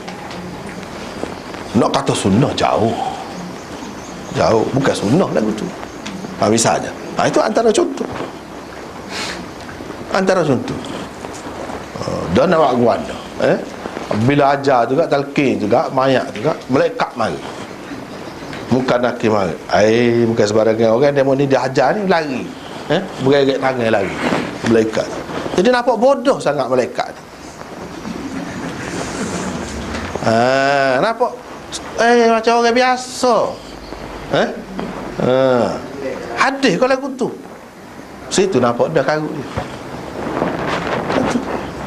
Bagus lagu tu sebenarnya. Ajar berlaku, lepas berlaku jahat setara mana, teruk setara mana, tak boleh buat apa malaikat. Takut dah muka kena ajar. Banyak tak boleh pergi. Tapi orang kita tak boleh, tak sah kalau tak buat tu kan. Tak sah. Setengah-setengah tu buat seminggu pergi talqin dah. Talqin hak sunnah, hak Nabi ajar. Talqin tu maksud sebelum mati. Ajar orang nak mati tunggu ucap. Hak tu talqin, hak sebenarnya, hak tu sunnah. Tu nak mati ajar la ilaha illallah, suruh dia mengucap. Hak tu memang sunnah. Selepas mati tak ada. Ada hadis orang kata. Ada hadis pun memanglah hak lain banyak hadis ni. Paling tinggi dhaif. Bukan sahih paling tinggi dia. Pas dhaif tak boleh pakai. Tak boleh pakai. Pakai lu kena hak maudhu' tu. Baik tak pakai. Maka dia kira dari segi logik pun, ajar tu apa faedahnya? Yang memberi faedah kepada seseorang ni amalan dia. Pakai dia mati dalam laut nak ajar mana? Di Palestin tu kena bedil, kena gapo tu dah. Masa mana nak talqin tak ada dah, tak ada. Banyak. Tetapi dia sudah jadi adat, jadi tradisi. Tak boleh, tak sah kalau tak buat lagu tu. Lepas tu dia mesti kena ada pinggan tu pula, buku pula pinggan tu. Mesti kena lagu tu. Jadi hak baca tu pun letak depan dia pinggan. Macam-macam lah ni lah, tak habis-habis benda lagu ni. Padahalnya benda, kalau kita mengaji maudhu' kebanyakannya paling tinggi, kalau ada paling tinggi, hak paling sedap tu orang tak pegang tak boleh pegang, tak boleh pakai. Hak dhaif ni kalau tidak dhaif benar, kalau dhaif boleh pakai sendiri. Tak boleh pandai pelik orang kalau tak buat. Kita tu hak peliknya kalau nak suruh orang buat kan.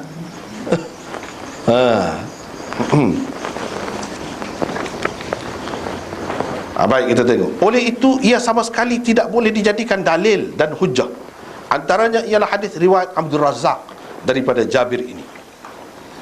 Ini riwayat ada. Abdul Razzaq an Yahya ibn al-Ala an Haram ibn Uthman an ibni Jabir an Jabir ibn Abdullah qala atana Rasulullah sallallahu alaihi wasallam wa nahnu muttaji'un fi masjidih fadarabana bi'asib kana fi yadihi wa qala qumu la tarqudu fil masjid. Maksudnya, pernah Rasulullah sallallahu alaihi wasallam datang kepada kami, kata Jabir, ketika kami sedang berbaring di dalam masjidnya. Beliau memukul kami dengan pelepah tamar. Yang pelepah tamar yang tidak berdaun tu orang panggil asib. Yang berada di tangannya sambil berkata, bangun, jangan tidur di dalam masjid. Kasar nampak Nabi lagu tu kan Nabi ni. Situ nampak dah. Situ nampak dah. Hadis ini tidak sahih, malah ia mungkar dan maudhu'. Ia mungkar kerana bercanggah dengan hadis-hadis sahih seperti yang dikemukakan oleh Bukhari sendiri di bawah bab ini. Dan ia maudhu' kerana di dalam isnadnya ada Yahya bin Al-Ala dan Haram bin Uthman. Yahya bin Al-Ala adalah seorang perawi yang tertuduh berdusta dan mereka hadis. Kalau ada seorang lagu ni kata reka hadis tak boleh, dia hukum maudhu' sekali. Karut rekod hadis berani ni orang ni. Walaupun Hafs bin Maisarah menjadi mutabi' kepadanya dalam meriwayatkan hadis ini daripada Haram, tetapi dengan lafaz yang sedikit berbeza daripada riwayat Yahya bin Al-Ala dan dengan tambahan yang jelas menunjukkan kekarutannya. Berikut ialah riwayat Hafs bin Maisarah yang dikatakan mutabi' kepada hak ni daripada Haram itu. Dia katakan dia, baca terjemah selalulah. Pernah Rasulullah sallallahu alaihi wasallam datang kepada kami ketika kami sedang berbaring, yakni tidur di dalam masjidnya. Beliau memukul kami dengan pelepah tamar sambil berkata, kamu tidur di dalam masjid? Tidak boleh tidur di dalamnya. Kata Jabir, kami bergegas hendak pergi. Ali juga bergegas hendak pergi. Tiba-tiba baginda sallallahu alaihi wasallam berkata, kemari wahai Ali. Sesungguhnya masjid ini halal kepadamu seperti ia halal untukku. Demi Tuhan yang nyawaku berada di tangannya, sesungguhnya engkau akan benar-benar menjaga kolamku di hari kiamat nanti. Itu dengan tambahan lagi. Tak boleh. Itulah sebabnya Imam Zahabi di dalam Mizanul I'tidal dan Hafiz bin Hajar dalam Lisanul Mizan mengatakan hadis yang diriwayatkan oleh Hafs bin Maisarah daripada Haram bin Uthman ini mungkar jiddan. Sangat mungkar. Mungkar ni maksud dia dalam istilah hadis ni bercanggah sangat dengan hadis-hadis yang sahih. Haram bin Uthman pula adalah seorang perawi dhaif. Imam Malik dan Yahya berkata, dia tidak boleh dipercayai. Imam Ahmad berkata, para ulama meninggalkan, yakni tidak mahu menerima hadisnya. Ibnu Hibban berkata, Haram seseorang yang melampau dalam fahaman Syiahnya. Itu buktinya. Dia selalu menterbalikkan sanad-sanad hadis dan memarfukkan hadis yang mursal. Imam Syafi'i dan Yahya bin Ma'in bahkan mengatakan haram meriwayatkan hadis daripada haram. Nama dia haram. Haram meriwayatkan hadis daripada haram. Dia riwayat dia cerita lagi. Waduh pula Nabi kasar gitu berbahaya orang.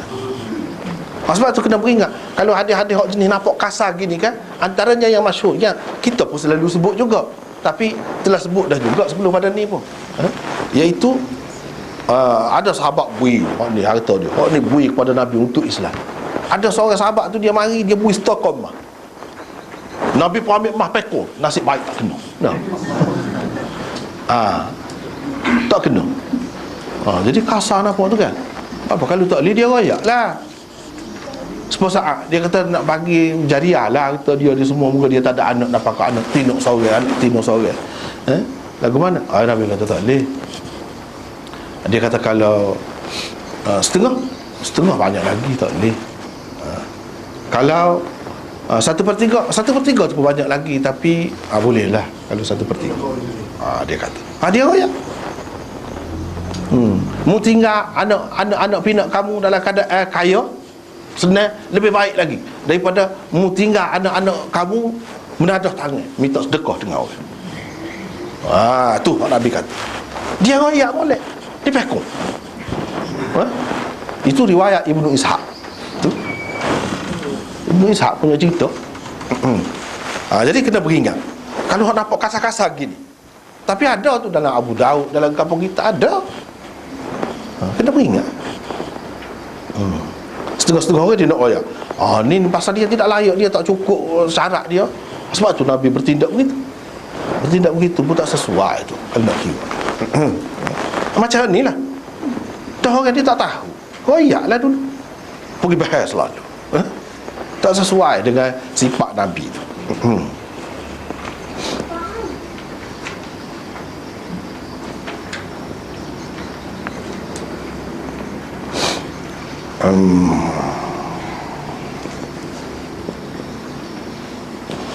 Itulah. Lepas tu Imam Bukhari buat mari asar Abu Qilabah daripada Anas. Anas kata satu kumpulan orang ukul datang kepada Nabi SAW, lalu mereka tinggal di Suffah, di serambi masjid. Itu rekah. Sebenarnya dia royak di tempat lain. Di sini dalam nota tu kita ada sebut, di tempat lain puak-puak ni akhirnya murtad ni puak-puak ni. Ada pak dia apa ni 7-8 orang pergi, Nabi suruh duduk di serambi masjid dia lah. Bila suruh duduk di situ, Islam lah pada masa tu. Duduk di situ bermakna dia akan bermalam, tidur ke apa di situ lah. Inilah menunjukkan orang lelaki tu boleh tidur di dalam masjid tu. Sebab sufah-sufah tu dalam masjid, bukan di luar masjid. Kalau kata serambi pun masjid lagi. Jadi demon ni cuma sini dia rekah lah cerita. Tempat lain dia puak-puak ni lepas pada tu bucik perut, jadi busung, penyakit busung. Puak-puak dia berkata nampak gayanya cuaca Madinah ni tak berapa sesuai dengan kita. Nabi pun suruh lah puak-puak dia ni pergi ke kawasan tempat unta-unta zakat, unta-unta sedekah, kawasan tu. Pergilah, Nabi kata minum susu dia dengan air kecil dia. Pergilah puak-puak tu, pergi minum susu, minum air kecil segar. Bila segar dia jadi lagu lain, nyai unta tu buat lari dan murtad. Wal'iyadzubillah, murtad. Buat lari, dia bunuh pula penggembala yang jaga unta tu. Ada seorang tu boleh kelik siapa, terlepas. Royak ke Nabi, Nabi pun suruh hamba kejar dah. Dah tu Nabi hukum dia. Nabi hukum. Hukumnya lah ke mana? Colek mata, bubur besi panah dalam mata. Sebab apa? Sebab dia buat gitu kepada gembala tu, dia buat gitu. Jadi hukuman tu buat serupa dengan hak dia buat kepada orang tu, dan dibunuh. Ni pokok ni. Imam Bukhari naknya tidak nak hak tu di lain. Hak dia naknya demon ni tidur di serambi masjid tu dulu. Nabi letak situ. Apa demon ni lelaki belakang. Takkanlah beberapa malam duduk situ tak tidur. Tak ada tidur lain dah, tidur di serambi masjid. Ini merupakan dalil orang lelaki boleh tidur di masjid. Jadi hak ni dia sebut waqala Abu Qilabah. Sebenarnya sanad dia ada, Imam Bukhari sendiri ada sebut di tempat lain. Lepas tu dia ambil pula Abdurrahman bin Abu Bakar tu, dia cerita ahli-ahli Suffah ni adalah orang-orang miskin. Orang-orang miskin. Ambil pula tu. Hak tu pun dalam Bukhari di tempat lain dia sebut dengan panjang lebar. Hak ni dia ambil sikit lah, dan dia tidak buat bagi sanad dia. Sebab dia sebut ini orang panggil secara ta'liq di dalam tajuk.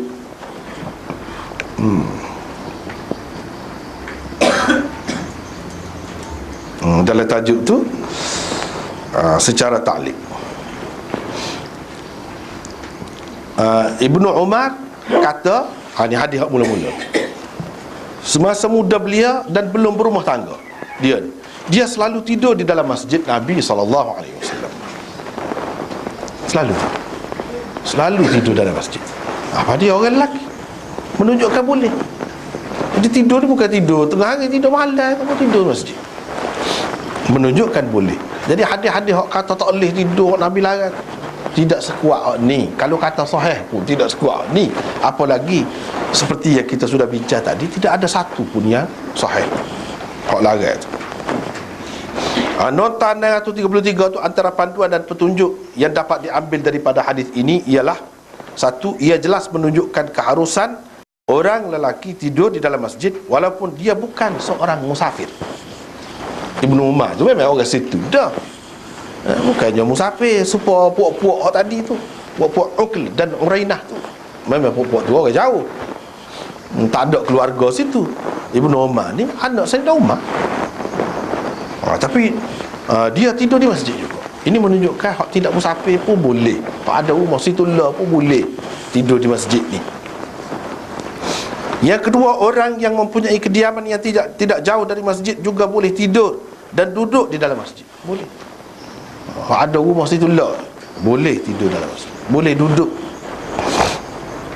Yang ketiga, Imam Tirmizi dengan sanad yang meriwayatkan daripada Ibnu Umar bahawa beliau menceritakan, katanya, kunna nanamu ala ahdi Rasulillah sallallahu alaihi wasallam fil masjid wa nahnu syabab. Bermaksud kami orang-orang muda selalu tidur di dalam masjid di zaman Rasulullah sallallahu alaihi wasallam.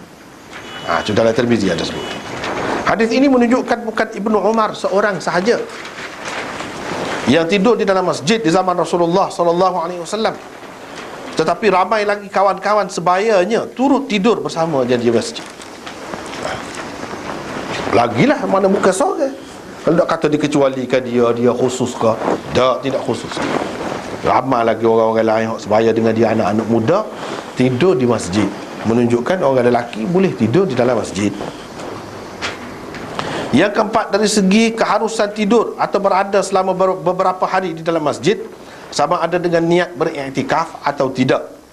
Tiada bezanya antara masjid Nabi SAW dan masjid-masjid yang lain. Tak ada beza. Jadi boleh tidur masjid Nabi, boleh masjid lain boleh juga, tak ada beza. Kalau dalam keadaan beriktikaf, memanglah kena tidur. Kalau tidak beriktikaf, boleh juga nak tidur di masjid. Beza je kalau beriktikaf tu ketatlah sikit ikatan-ikatannya. Kalau tidak beriktikaf, bebas. Bila-bila masa nak keluar, nak pergi mana apa kerja, boleh. Super je. Masjid Nabi dengan masjid lain boleh tidur belakang. Nak beriktikaf kau, tidak beriktikaf kau, tak apa belakang. Yang keenam, para sahabat Nabi SAW begitu mesra dengan masjid. Mereka membesar dalam keadaan terdidik menyukai masjid semenjak zaman remaja lagi. Kalau kita perhati ni, nampak ramai ni orang muda-muda pergi tidur di masjid. Bila dia pergi tidur di masjid, dia tidak akan buat kosek. Kalau dia tidur lain, dia boleh suka derah lopak, kau tak tahu kalau dah. Dengan sama-sama guru dia, tapi kalau dalam masjid tidak lagu tu. Dengan sendirinya dia ajar dia tu terasuh, mengawal diri dan duduk kecek benda molek-molek, benda baik-baik dalam masjid, jaga segala-galanya. Itu molek. Kalau kita kata tak boleh, tak molek, makruh, ala kahara, kau jauh orang daripada masjid, itu tidak lebih baik. Ini secara tidak langsung mengasuh, mendidik anak-anak muda ni jadi baik. Kan dalam hadis yang lain ada sebut, salah satu orang yang dapat naungan Allah di hari kiamat nanti iaitu anak muda, kan? Orang yang hatinya bergantung dengan masjid. Dia kena mesra lah dengan masjid tu.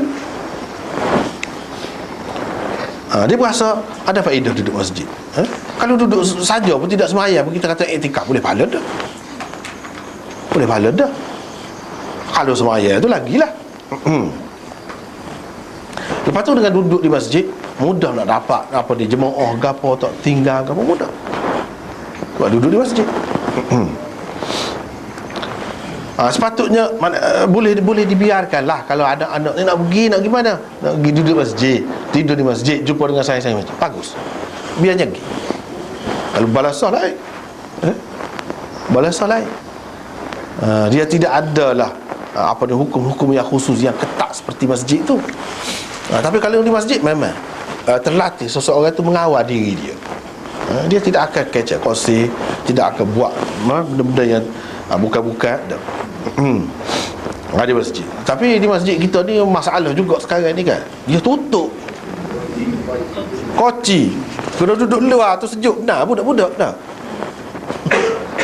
Tetapi kan dia kata kalau tidak kat yola juga kan. Nah, kalau tidak kocinya curi habis, teruknya masyarakat ni. Zaman ni teruk. Lapu tu nak, lapu kita kata waktu nak apa dia nak pasal rumah dia dah. Lapu comel-comel lagu tu. Lapu perhiasan. Curi tak cara dia jual. Dia tak sipakam. Dah kena penyakit tu berat selalu kena penyakit tu sah habis, tak ada rega. Dia kebah belakang mana-mana pun. Malu juga kita kadang-kadang kan. Selipar ni tak boleh bawa molek pergi masjid. Sudah pakai hak paling huduh sekali.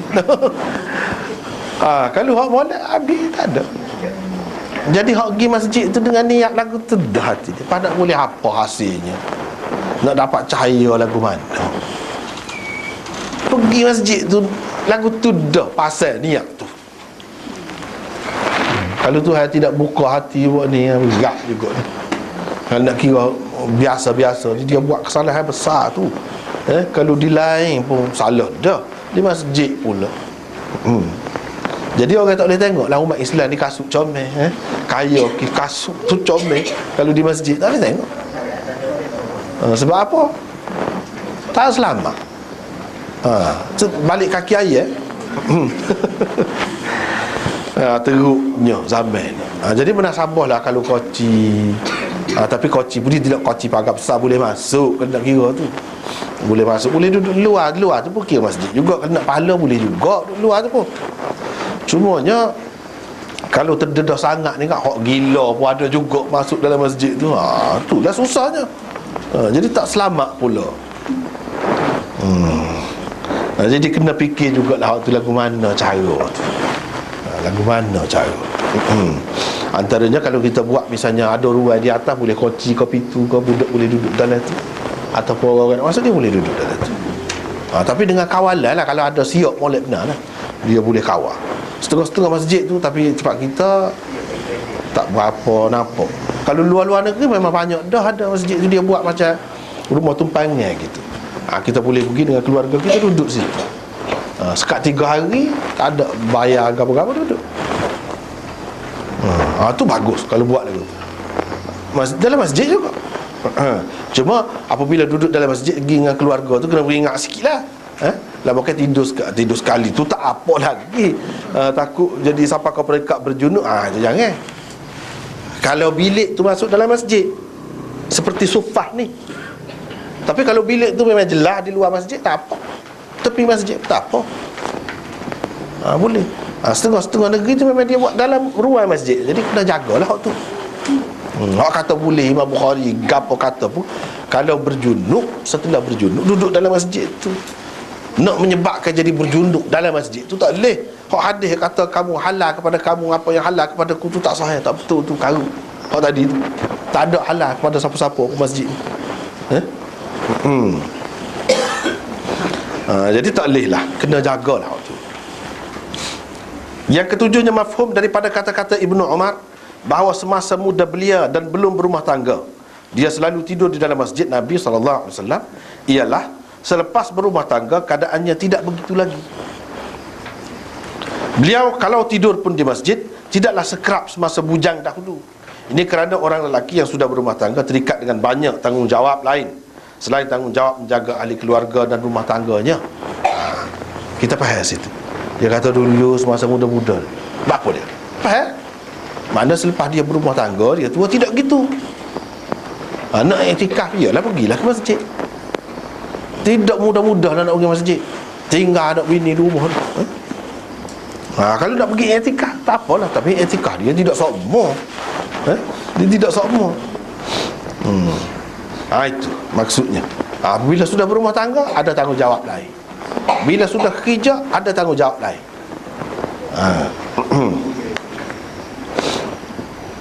Yang ke-8, hadis-hadis yang sahih dan tinggi kedudukannya seperti yang tersebut di dalam Sahih Bukhari ini tidak melarang orang-orang lelaki tidur dan duduk di dalam masjid seberapa lama mereka mahu, selagi mereka menjaga adab-adabnya.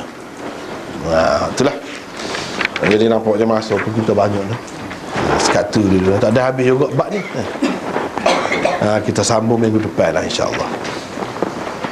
Bab yang kedua, bab 31 ni hanya sempat satu hadis saja. Jadi kita berhenti setakat itulah dulu untuk hari ini. Wallahu a'lam.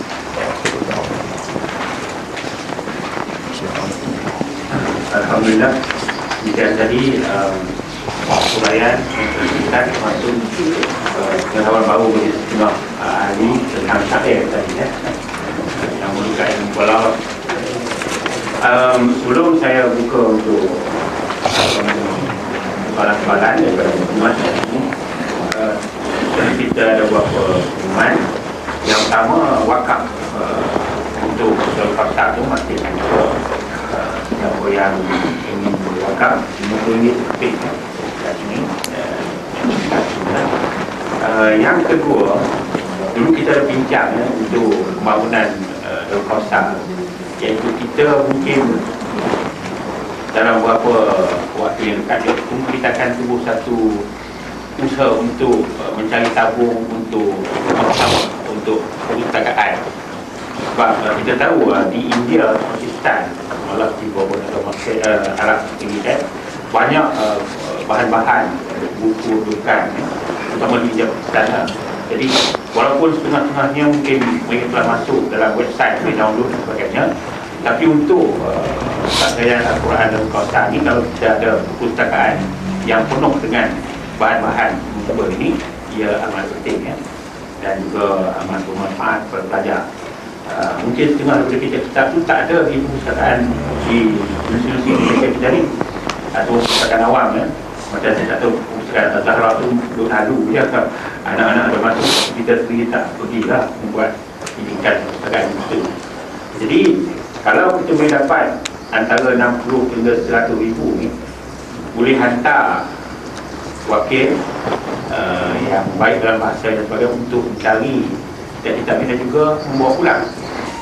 Kalau nak download kan memang banyak kerja juga kan, atau mungkin teknologi di sana sejauh mana mereka telah download semuanya dan sebagainya. Ini macam satu projek lah dalam, bukan khayalan, dalam perancangan bagi pihak Darul Kausar.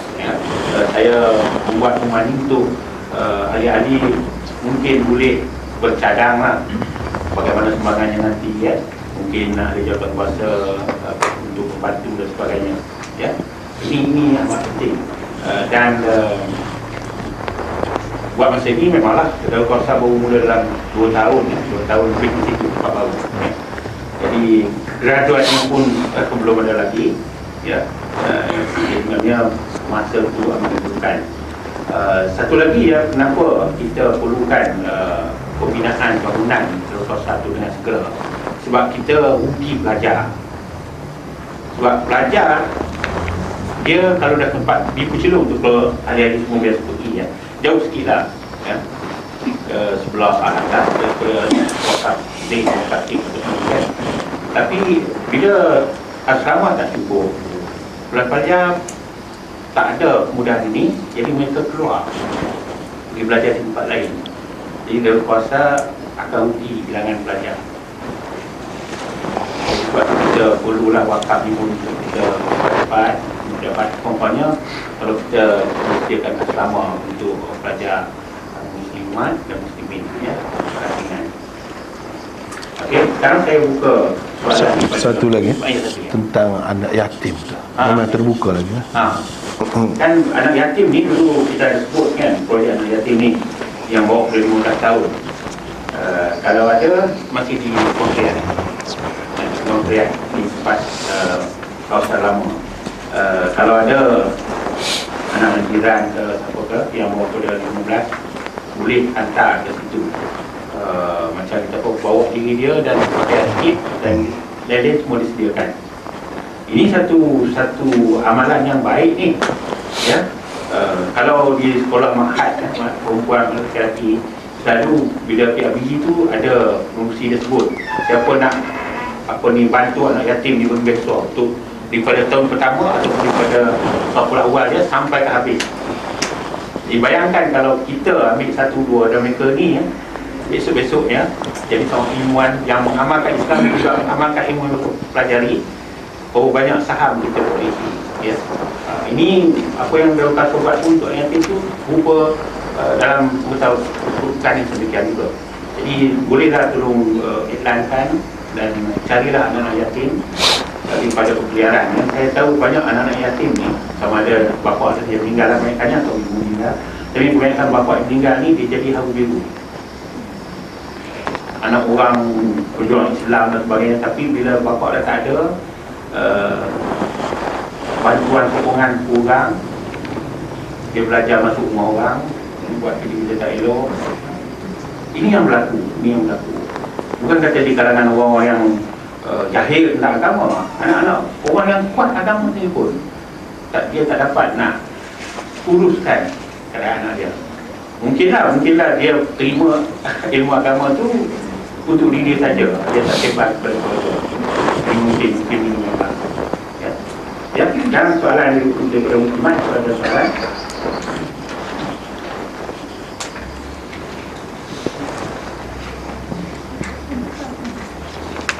Ada, mungkin hari ini lebih jelas lagi kot. Ataupun ialah masih betapa sindrom Syawal lagi kan. Okey, Muslimin, ada soalan? Ya, dalam khutbah terakhir Nabi tu, last kali ada Nabi sebut semoga mereka yang terakhir, orang yang terakhir lebih memahami kata-kataku daripada mereka yang mendengar terus dariku. Adakah dia bermakna ulama yang akhir zaman ni dia lebih faham hadis ataupun lebih cepat istihad dia, ataupun macam mana kita nak faham hadis? Jadi yang dia sebut tu isyarat akan ada di kalangan umat dia yang lebih memahami maksud hadis tu dengan lebih luas dalam bentuk ijtihad. Itulah maksudnya. Setengah-setengah sahabat tu dia sahabat yang biasa, dia hanya menyampaikan hadis. Itulah dia kata liyuballighi syahid al-ghaib. Hak mana ada ni biar sampaikan kepada hak tak ada. Boleh jadi hak tak ada tu dia lebih faham. Lebih faham tu memang kita tengok di kalangan sahabat, antaranya yang menyebarkan itu dia biasa je, dia bukan sampai ke peringkat mujtahid, tetapi hadis dia tu orang proses orang Allah macam-macam, jadi tubik macam-macam ilmu pula. Itu memang jelas Nabi SAW sebut tu. Lepas tu satu lagi contoh dia kan, dia kata perbandingan ilmu wahyu yang Allah SWT bagi kepada dia ni seperti hujan. Yang nak terima tu ada bumi, tu kan. Itu pun mengisyaratkan kepada ni juga. Ada yang tidak menerima apa-apa, meresak saja air, hilang begitu saja.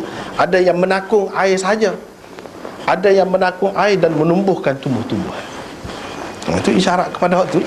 Yang menakung air saja tu ada faedah dah kepada orang. Hak inilah yang dikatakan perawi hadis. Dia tidak faham maksud dia tidak kaji, tidak apa. Dia peringkat awal tu perlu sangat orang lagu ni, tapi dia ingat hadis tu. Orang kemudian tu dia Allah dia buat honaknya air tu, selain menakung, kita menakung air tu, kita dapat menumbuhkan tanaman-tanaman yang lain. Hak ni ulama-ulama mujtahidin memang begitu pun maksud dia.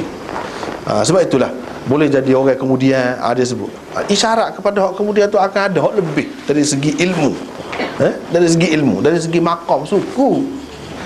Sepatut nenek kita dululah tak pakai selipar kaki ayah duduk rumah pun susah, dalam keadaan serba susah. Nak maknanya kita lebih kita dari segi kemewahan ni, tapi dari segi kedudukan dia tutup tu kita kena hormat semacam, lebih semacam. Dari segi tu hak ni pun begitulah juga lebih kurang. Tadi ada pertanyaan daripada ini bertanya, berhubung dengan pakar piah, pakar sokok, kau ada kelebihan pada ketika semaya di masjid? Ada ke lagu? Ada orang kata lebih baik pakai piah daripada pakai sokok. Oh, bila tak ada tu, semua tu tak ada. Kepiah kau serubah, kau gapo, kau ada hadis kata lebih kalau pakai dalam semaya, tapi tidak ada satu pun yang sahih. Semuanya boleh katakan semuanya maudhu. Tak boleh pakai. Jadi tak ada kelebihan lah.